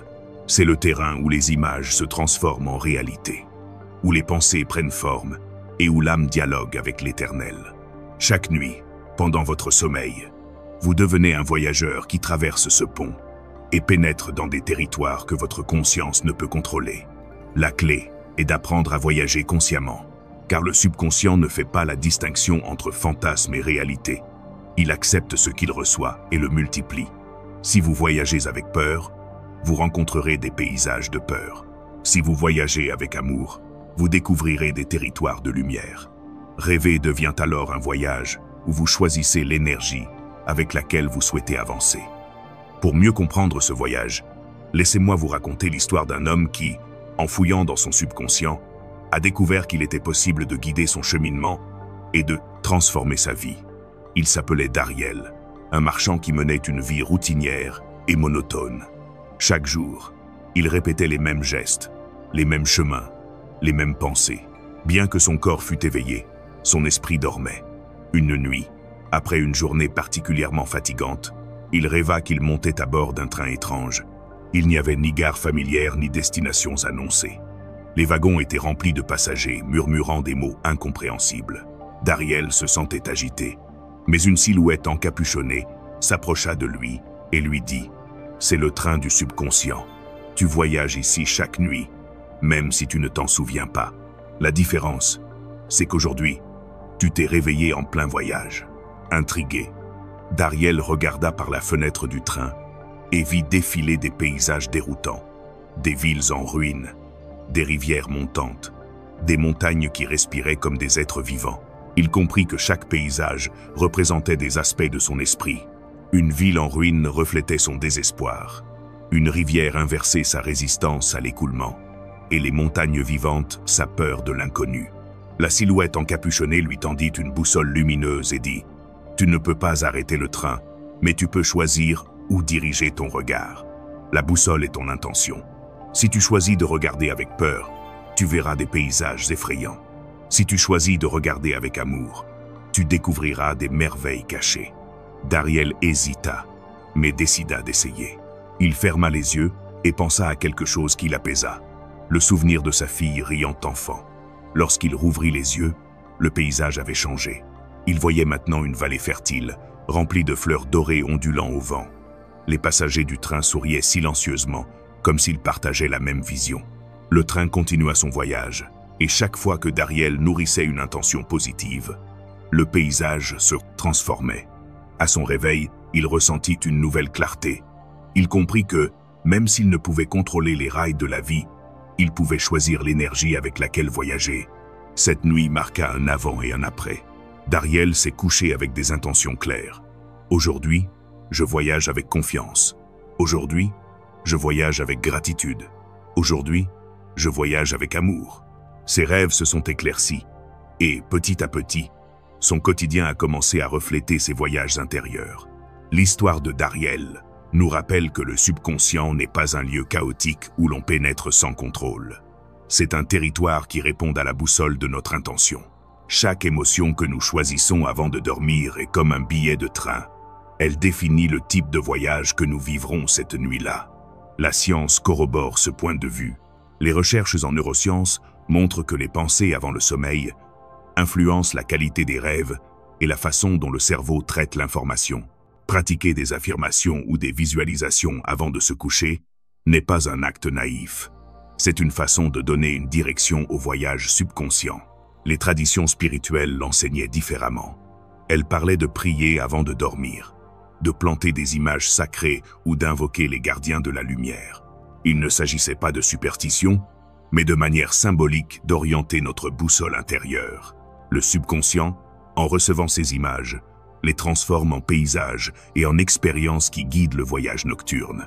Le voyageur du subconscient n'est pas quelqu'un de lointain. C'est vous, chaque nuit. La différence réside dans le fait de choisir de voyager endormi, en vous laissant emporter par des paysages chaotiques, ou de vous éveiller au cœur du voyage et d'utiliser votre intention comme boussole. Imaginez ce que cela signifierait pour votre vie, si chaque nuit vous vous endormiez, avec la conscience d'être un voyageur.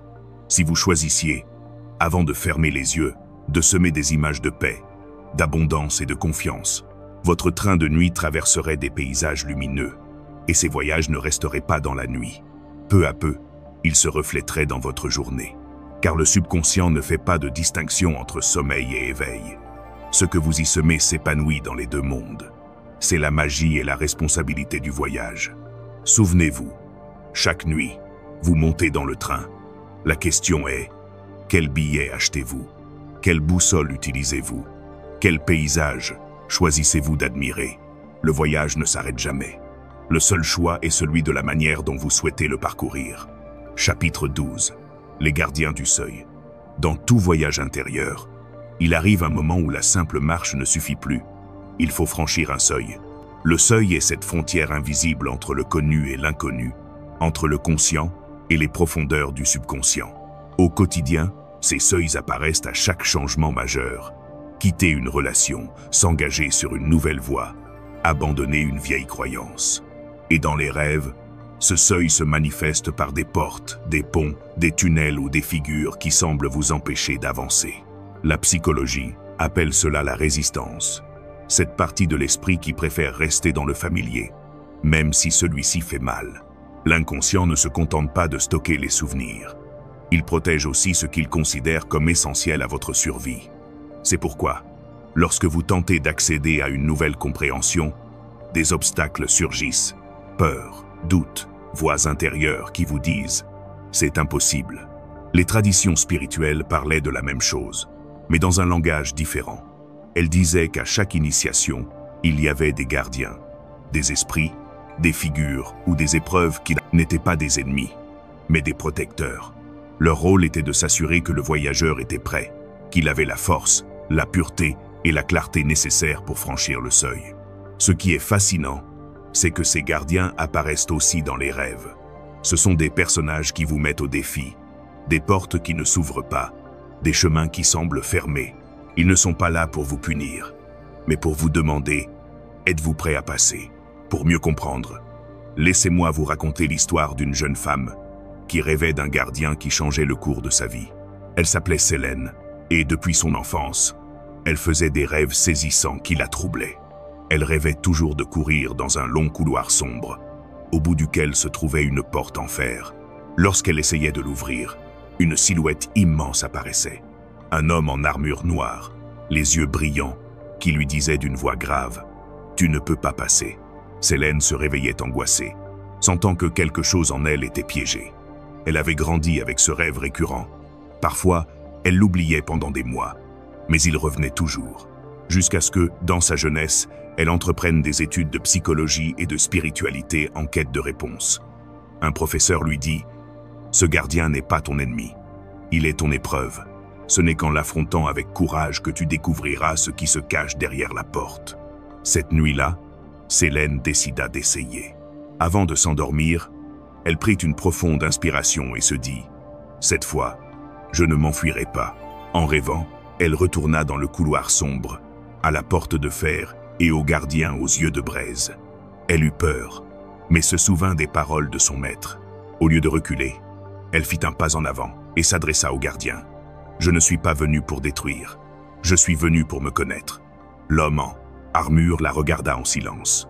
Puis il leva son épée et la posa au sol. « Si tu ne me crains pas, tu peux passer, » dit-il. Célène, tremblante, posa la main sur la porte. Le fer était brûlant, mais au prix d'un effort considérable, elle parvint à l'ouvrir. De l'autre côté, Il n'y avait plus d'obscurité, mais un jardin lumineux, rempli d'eau cristalline et de fleurs éclatantes. Le gardien disparut et Sélène se réveilla les larmes aux yeux. Pour la première fois, elle comprit que l'obstacle n'était pas un ennemi, mais un maître. Dès lors, chaque fois qu'elle avait peur d'avancer dans la vie, elle se souvenait de son tuteur. Et au lieu de fuir, il l'affrontait. Il découvrit que chaque obstacle était un seuil déguisé, et que derrière, il y avait toujours un jardin qui l'attendait. L'histoire de Séléné nous révèle un fait essentiel. Les gardiens du seuil ne sont pas extérieurs. Ce sont des projections de votre propre psyché.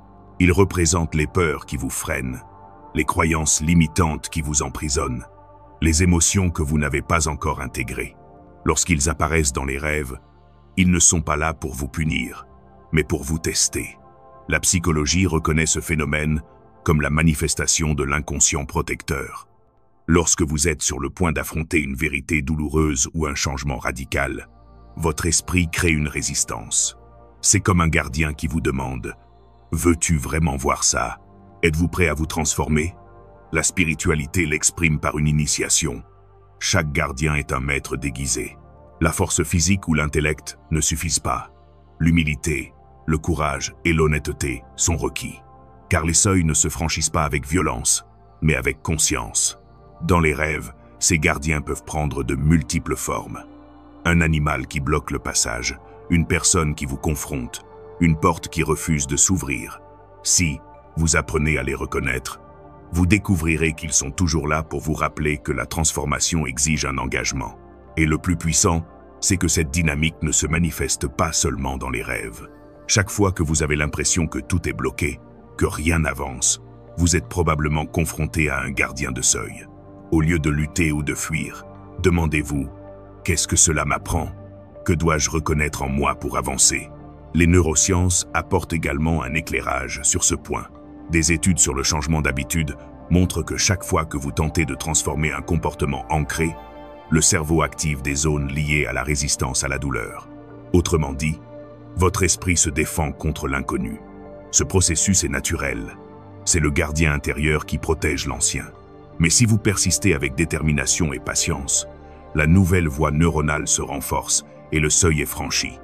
Imaginez donc ce que signifie regarder vos gardiens avec respect plutôt qu'avec peur. Cela signifie comprendre que chaque obstacle est le signe que vous approchez d'un nouveau territoire. Que chaque résistance est une porte déguisée. Que chaque gardien, aussi terrifiant soit-il, garde un jardin derrière son épée. Le sommeil vous offre l'opportunité de vous entraîner à cet art. Chaque fois qu'un gardien apparaît, ne fuyez pas. Regardez-le, parlez-lui, demandez-lui ce qu'il garde. Et surtout, osez franchir la porte, même si le fer brûle dans vos mains. Car en vérité, les gardiens ne cherchent pas à vous arrêter. Ils cherchent à vous rendre digne de votre propre jardin. La prochaine fois que vous rencontrerez un obstacle dans votre vie, rappelez-vous, ce n'est pas un mur, c'est un gardien. Ne vous demandez pas « Pourquoi cela m'arrive-t-il » Demandez-vous plutôt « Quelle porte garde-t-il » Ainsi, vous découvrirez que chaque défi n'est pas une punition, mais une invitation à grandir. Les gardiens du seuil ne disparaîtront pas de votre chemin. Ils seront là à chaque fois que vous atteindrez un nouveau niveau de conscience. Mais si vous apprenez à les considérer comme des enseignants, ils deviendront des alliés. Et derrière chacun d'eux, vous trouverez toujours un jardin à découvrir. Chapitre 13. Le langage secret des symboles. Les rêves parlent, mais pas avec le langage des mots. Ils parlent en symboles. Chaque nuit, votre subconscient construit des scènes, des personnages et des objets qui semblent absurdes, mais qui constituent en réalité un code précis. Le problème est que nous essayons de traduire ces symboles avec une logique rationnelle, comme s'il s'agissait de messages linéaires. Et ce faisant, nous les réduisons, les déformons ou les ignorons.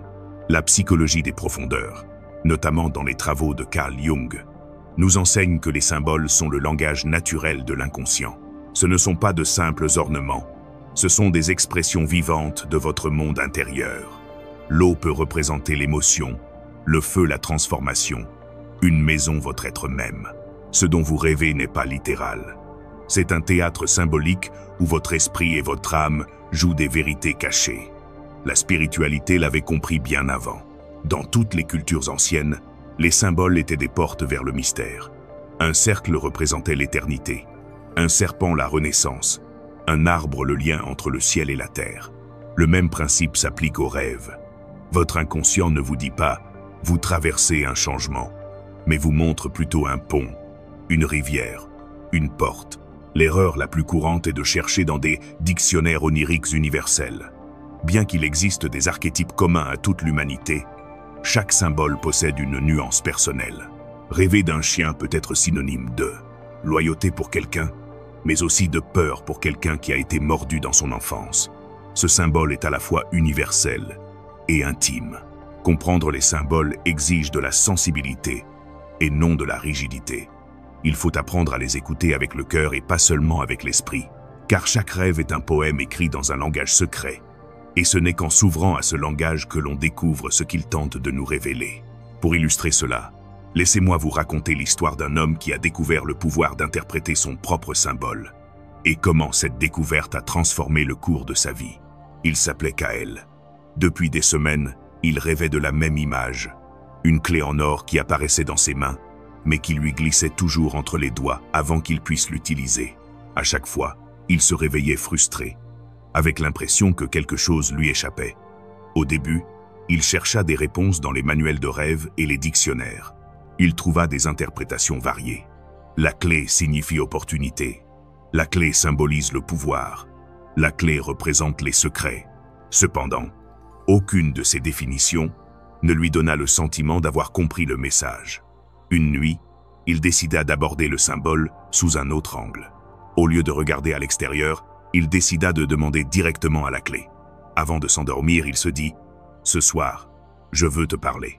Montre-moi ce que tu représentes pour moi. » Dans son rêve, la clé réapparut, brillante dans ses mains. Kael la serra fort et demanda « Qui es-tu » La clé se mit à briller plus intensément et devint comme un miroir. Dans ce reflet, Kael se vit enchaîné, les chevilles et les poignets entravés. Il comprit soudain, la clé n'était pas d'ouvrir une porte extérieure, mais de se libérer de ses chaînes intérieures. Il se réveilla le cœur battant. En repensant à sa vie, il reconnut ses chaînes, le besoin de toujours plaire aux autres, la peur de décevoir, l'habitude de cacher sa vérité. La clé lui disait « La liberté est en toi, n'attends plus que les autres te libèrent. » À partir de ce jour, Kael entama un processus de changement.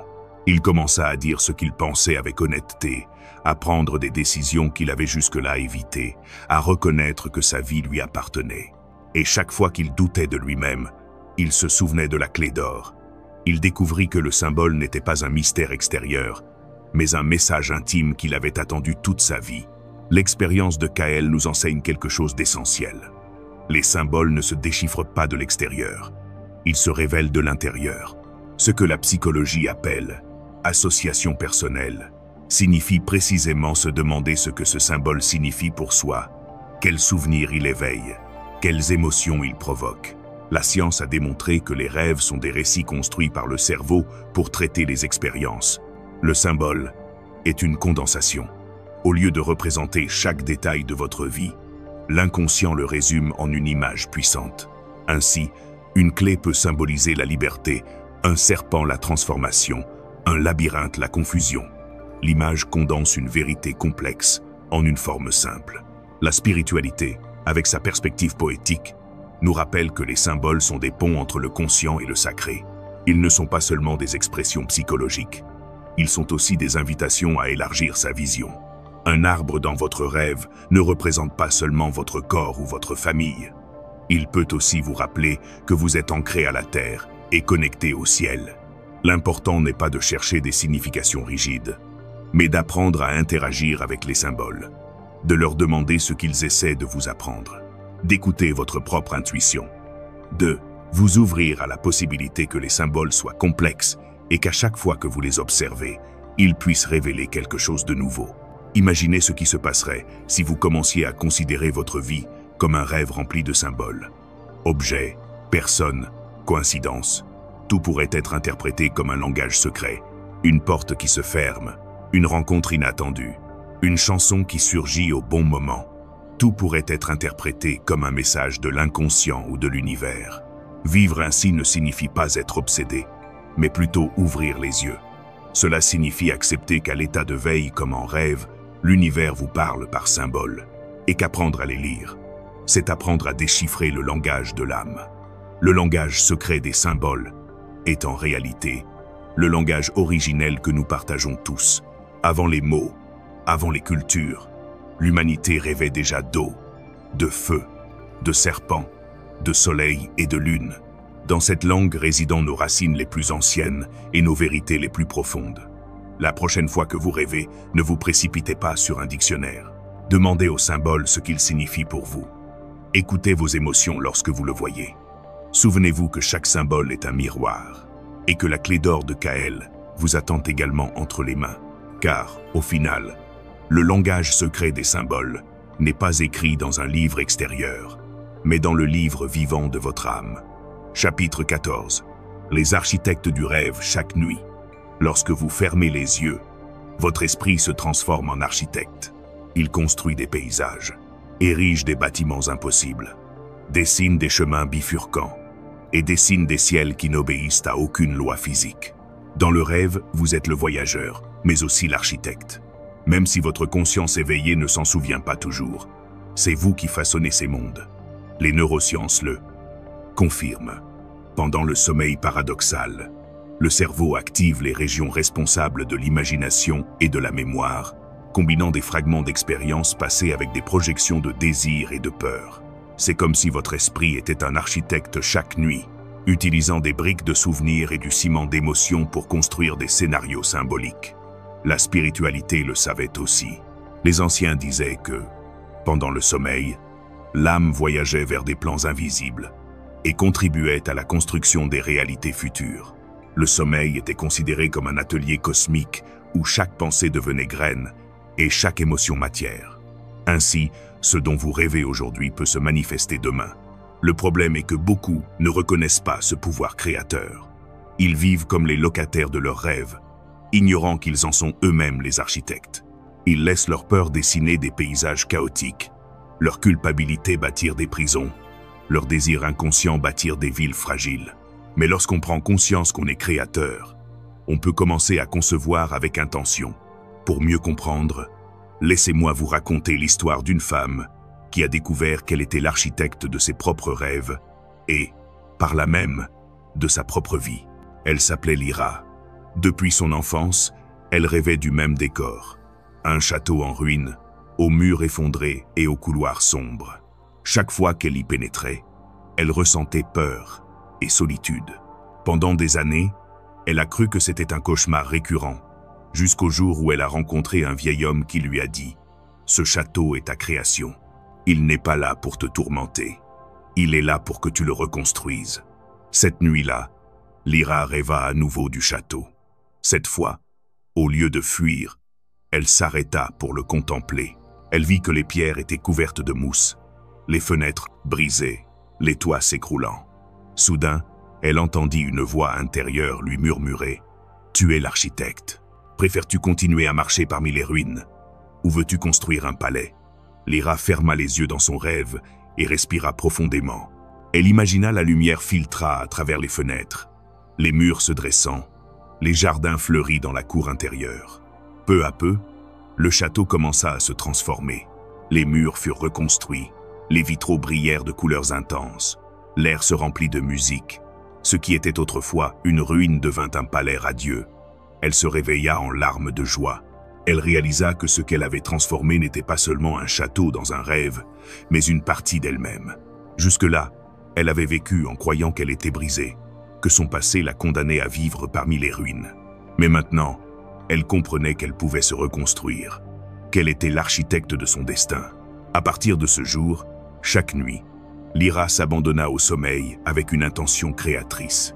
Lorsqu'un paysage sombre apparaissait, elle le redessinait avec son imagination. Lorsqu'un labyrinthe émergeait, elle construisait une issue. Face à la désolation, elle plantait des jardins. Petit à petit, cette pratique nocturne commença à se refléter dans son quotidien. Elle trouva le courage d'entreprendre de nouveaux projets, guérit des relations qu'elle avait abandonnées et construisit la vie dont elle avait toujours rêvé. L'histoire de Lyra nous rappelle un point essentiel. Les rêves ne sont pas seulement des reflets, Ils sont aussi des créations. L'inconscient ne se contente pas de nous montrer l'existant. Il nous permet aussi de concevoir de nouvelles réalités. La psychologie étudie ce phénomène à travers la pratique du rêve lucide, où le rêveur prend conscience de son rêve et commence à intervenir dans l'intrigue. Ces expériences démontrent que le cerveau a la capacité de créer des mondes entiers et de les modifier en temps réel. Ce que nous vivons en rêve n'est pas moins réel. Il active les mêmes zones cérébrales que l'état de veille. La spiritualité va plus loin. Elle affirme que ce que l'on construit en rêve influence notre vie éveillée. Les châteaux que l'on y construit symbolisent notre force intérieure, et les jardins que l'on sème la nuit fleurissent le jour. Rêver consciemment est un acte créatif, une façon de semer des futurs possibles. L'architecte du rêve n'est pas un artiste fantasque, mais un alchimiste. Il a le pouvoir de prendre forme dans le chaos intérieur, de transformer la ruine en palais, le désert en verger, l'obscurité en aube. Chaque fois que vous dormez, vous avez l'opportunité de remodeler votre monde intérieur et, avec lui, votre vie. Imaginez ce que signifierait assumer consciemment votre rôle d'architecte. Au lieu de craindre vos cauchemars, vous pourriez vous demander ce qu'ils représentent et comment les reconstruire. Au lieu d'accepter passivement vos scénarios nocturnes, vous pourriez y semer des symboles de force, d'amour et d'espoir. Votre esprit ne ferait plus la distinction entre le monde du rêve et la vie éveillée. Ce que vous pratiquez la nuit se reflèterait dans le jour. Le château de Lyra est aussi en vous. Peut être le voyez-vous s'effondrer, peut être le traversez-vous avec peur. Mais rappelez-vous, vous n'êtes pas prisonnier de ces ruines. Vous êtes l'architecte qui peut le relever. Chaque pierre que vous posez, chaque fenêtre que vous ouvrez, chaque jardin que vous plantez dans vos rêves est un pas vers la reconstruction de votre être. N'oubliez pas que l'architecture des rêves ne se limite pas aux murs et aux paysages. Vous en concevez aussi les personnages, les symboles, les rencontres. Chaque personne qui apparaît dans vos rêves est une figure que votre inconscient a placée en scène. Vous pouvez dialoguer avec elle, apprendre d'elle, la transformer. Elle est l'artisane de votre architecture intérieure. Ainsi, chaque nuit est une invitation. Souhaitez-vous continuer à parcourir des paysages dessinés par la peur? Ou souhaitez-vous devenir l'architecte conscient de votre propre monde? Le pouvoir est en vous. Le sommeil est votre atelier, votre crayon, votre toile. Ce que vous y construisez ne disparaîtra pas à votre réveil. Il sera gravé dans les murs de votre âme et façonnera silencieusement votre destin. Chapitre 15. Le miroir des rêves. Les rêves ne sont pas que des scénarios fantastiques. Ce sont des miroirs. Chaque scène, chaque personnage et chaque objet reflètent des aspects cachés de votre être. Que vous rêviez d'un monstre terrifiant ou d'un paysage lumineux, dans les deux cas, ce que vous voyez n'est pas quelqu'un d'autre, mais des fragments de vous-même placés sous vos yeux. La psychologie des profondeurs affirme que les rêves révèlent des aspects inconscients de la personnalité. Ce que l'on refoule, nie ou n'a pas encore reconnu en soi, apparaît projeté sous forme de symbole. Ainsi, un ennemi dans un rêve peut représenter une peur intérieure. Un guide peut symboliser votre sagesse latente. Une maison peut refléter votre propre esprit. La spiritualité le confirme également, quoique d'une manière différente. Depuis l'Antiquité, on dit que l'âme se sert des rêves pour révéler sa véritable nature. Les rêves sont comme une rivière limpide. Si vous l'abordez avec humilité, vous y verrez votre reflet. Si vous l'agitez avec peur, vous le déformerez. Ce qui est intéressant, c'est que nous rejetons souvent ce qui apparaît dans ce miroir. Nous sommes effrayés par le monstre. Nous fuyons l'ombre. Nous nions la tristesse. Mais ce que nous nions dans le rêve, nous le nions aussi dans la vie. Le miroir du rêve nous invite à affronter ce que nous n'avons pas encore accepté de nous-mêmes. Pour mieux comprendre cela, laissez-moi vous raconter l'histoire d'un homme qui a appris à se regarder dans le miroir de ses rêves et y a trouvé la clé de sa transformation. Il s'appelait Elian. Pendant des mois, il rêvait d'un mendiant qui le suivait dans les rues sombres d'une ville inconnue. Le mendiant le fixait d'un regard vide et lui tendait la main, demandant quelque chose qu'Elian ne comprenait pas. Il se réveillait toujours angoissé, comme poursuivi par une partie de lui-même. Fatigué de ce rêve répétitif, il a consulté un thérapeute spécialisé dans les rêves. Ce dernier lui a dit « Ce mendiant n'est pas ton ennemi. C'est un miroir. Il représente une part de toi que tu as abandonnée. Demande-lui ce dont il a besoin. La nuit suivante, Eliane rêva de nouveau du mendiant. Cette fois, au lieu de s'enfuir, il s'arrêta et le regarda. D'une voix tremblante, il demanda « Que veux-tu de moi ?» Le mendiant leva les yeux et répondit « Je veux que tu me reconnaisses. Je suis ta soif d'authenticité. Tu m'as abandonné dans la rue alors que tu vivais pour plaire aux autres. Je n'ai pas besoin d'aumône. J'ai besoin que tu m'emmènes avec toi. » Eliane se réveilla la gorge serrée. En repensant à sa vie, il réalisa qu'il avait vécu selon les attentes des autres. Le métier qui ne le passionnait pas, l'apparence qu'il devait préserver, l'obéissance à des règles qui l'étouffaient. Son mendiant intérieur était sa vérité oubliée, cette part de lui-même qui implorait d'être accueillie. Dès lors, chaque fois qu'il rêvait du mendiant, il le serrait dans ses bras. Peu à peu, le personnage se transforma. De mendiant, il devint un sage vêtu de blanc, qui le guidait dans ses rêves vers de nouveaux paysages. Et, éveillé, Eliane commença à prendre des décisions plus conformes à son authenticité. Il découvrit que le rêve avait été à la fois un miroir et un enseignant. L'histoire d'Eliane nous enseigne que les rêves reflètent ce que nous devons reconnaître. Ce qui y apparaît n'est pas extérieur à nous, mais intérieur à nous. Chaque personnage, chaque situation est un miroir symbolique. La psychologie l'appelle projection. Ce que nous n'acceptons pas en nous est projeté sur des images extérieures. Les rêves nous offrent l'occasion d'interagir avec ces projections et de les réintégrer. Au lieu de les réprimer, nous pouvons les reconnaître. Au lieu de les fuir, nous pouvons les accueillir. La spiritualité le décrit comme une intégration de l'âme. Elle affirme que chaque figure onirique est un fragment de notre intégralité cherchant à retourner à la source. Lorsque nous accueillons le mendiant, le monstre ou l'ennemi, nous nous accueillons en réalité nous-mêmes. Et cette union restaure la force perdue. Le miroir des rêves agit aussi positivement. Rêver d'un héros, d'un guide ou d'un sage ne signifie pas qu'ils existent en dehors de vous. Cela signifie que la sagesse, le courage ou la lumière sont aussi vôtres. Le rêve reflète à la fois votre ombre et votre grandeur. La science moderne confirme ce rôle intégrateur. Les recherches en neurosciences suggèrent que les rêves nous aident à gérer nos émotions et à intégrer des expériences trop complexes à l'état éveillé. Le cerveau crée des récits symboliques pour refléter nos expériences et nous aider à leur donner un sens. Autrement dit, les rêves agissent comme un miroir qui organise notre vie émotionnelle. Imaginez donc ce qui se passerait si vous commenciez à considérer chaque rêve comme un miroir. Au lieu de craindre les images, vous pourriez vous demander « Quelle part de moi-même cela me montre-t-elle » Si vous voyez un ennemi, demandez-vous ce qu'il représente dans votre vie. Si vous voyez une ruine, demandez-vous quel aspect de vous-même a besoin d'être reconstruit. Si vous voyez un paysage lumineux, reconnaissez que cette beauté est aussi en vous. Vivre avec cette perspective change votre rapport aux rêves. Vous cessez de les considérer comme des énigmes incompréhensibles et les reconnaissez comme des reflets intimes. Vous cessez de craindre vos cauchemars et commencez à les apprécier comme des miroirs qui vous montrent ce dont vous avez besoin pour guérir. Le miroir des rêves ne ment pas, mais il ne juge pas non plus. Il vous révèle avec force ce que vous êtes, ce que vous réprimez, ce que vous aimez et ce que vous n'avez pas encore reconnu. La question est, osez-vous vous regarder? La prochaine fois que vous fermerez les yeux et entrerez dans un rêve, rappelez-vous, chaque silhouette qui apparaît est vous. Chaque paysage est vous. Chaque rencontre est vous. Tout ce que vous voyez est le reflet de votre âme. Et lorsque vous accepterez ce miroir, vous découvrirez qu'il n'est aucun monstre qui ne puisse devenir un maître, aucune ombre qui ne puisse se transformer en lumière. Chapitre 6. Le temps dans les rêves, le temps est l'un des grands mystères de l'existence.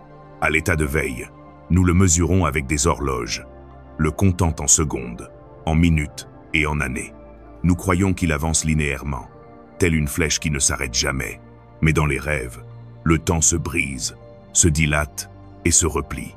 Là, un instant peut contenir des heures entières, et une nuit de sommeil peut renfermer des siècles d'expérience. La science reconnaît ce phénomène. Pendant le sommeil paradoxal, les rêves se déroulent en brefs fragments, qui durent rarement plus de quelques minutes.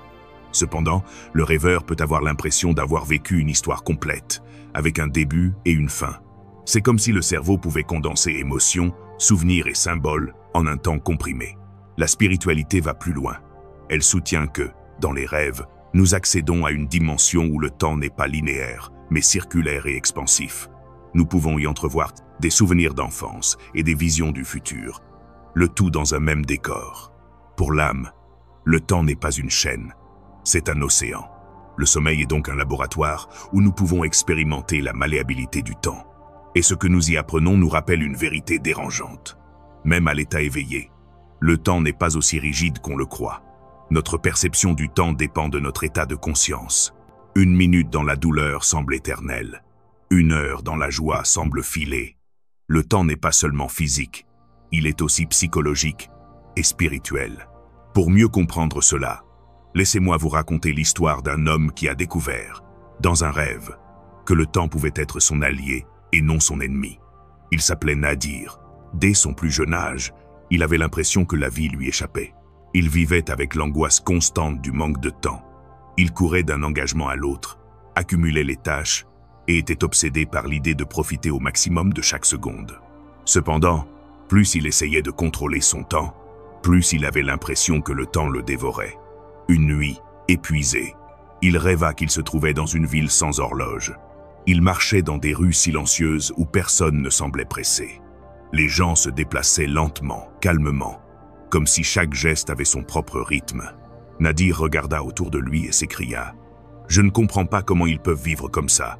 Le temps presse. » Soudain, un vieil homme en robe bleue apparut, le prit par le bras et lui dit « Viens, je veux te montrer quelque chose. » Il le conduisit jusqu'à une rivière aux eaux cristallines qui traversait la ville. L'eau coulait régulièrement, mais en l'observant attentivement, Nadir remarqua quelque chose d'étrange.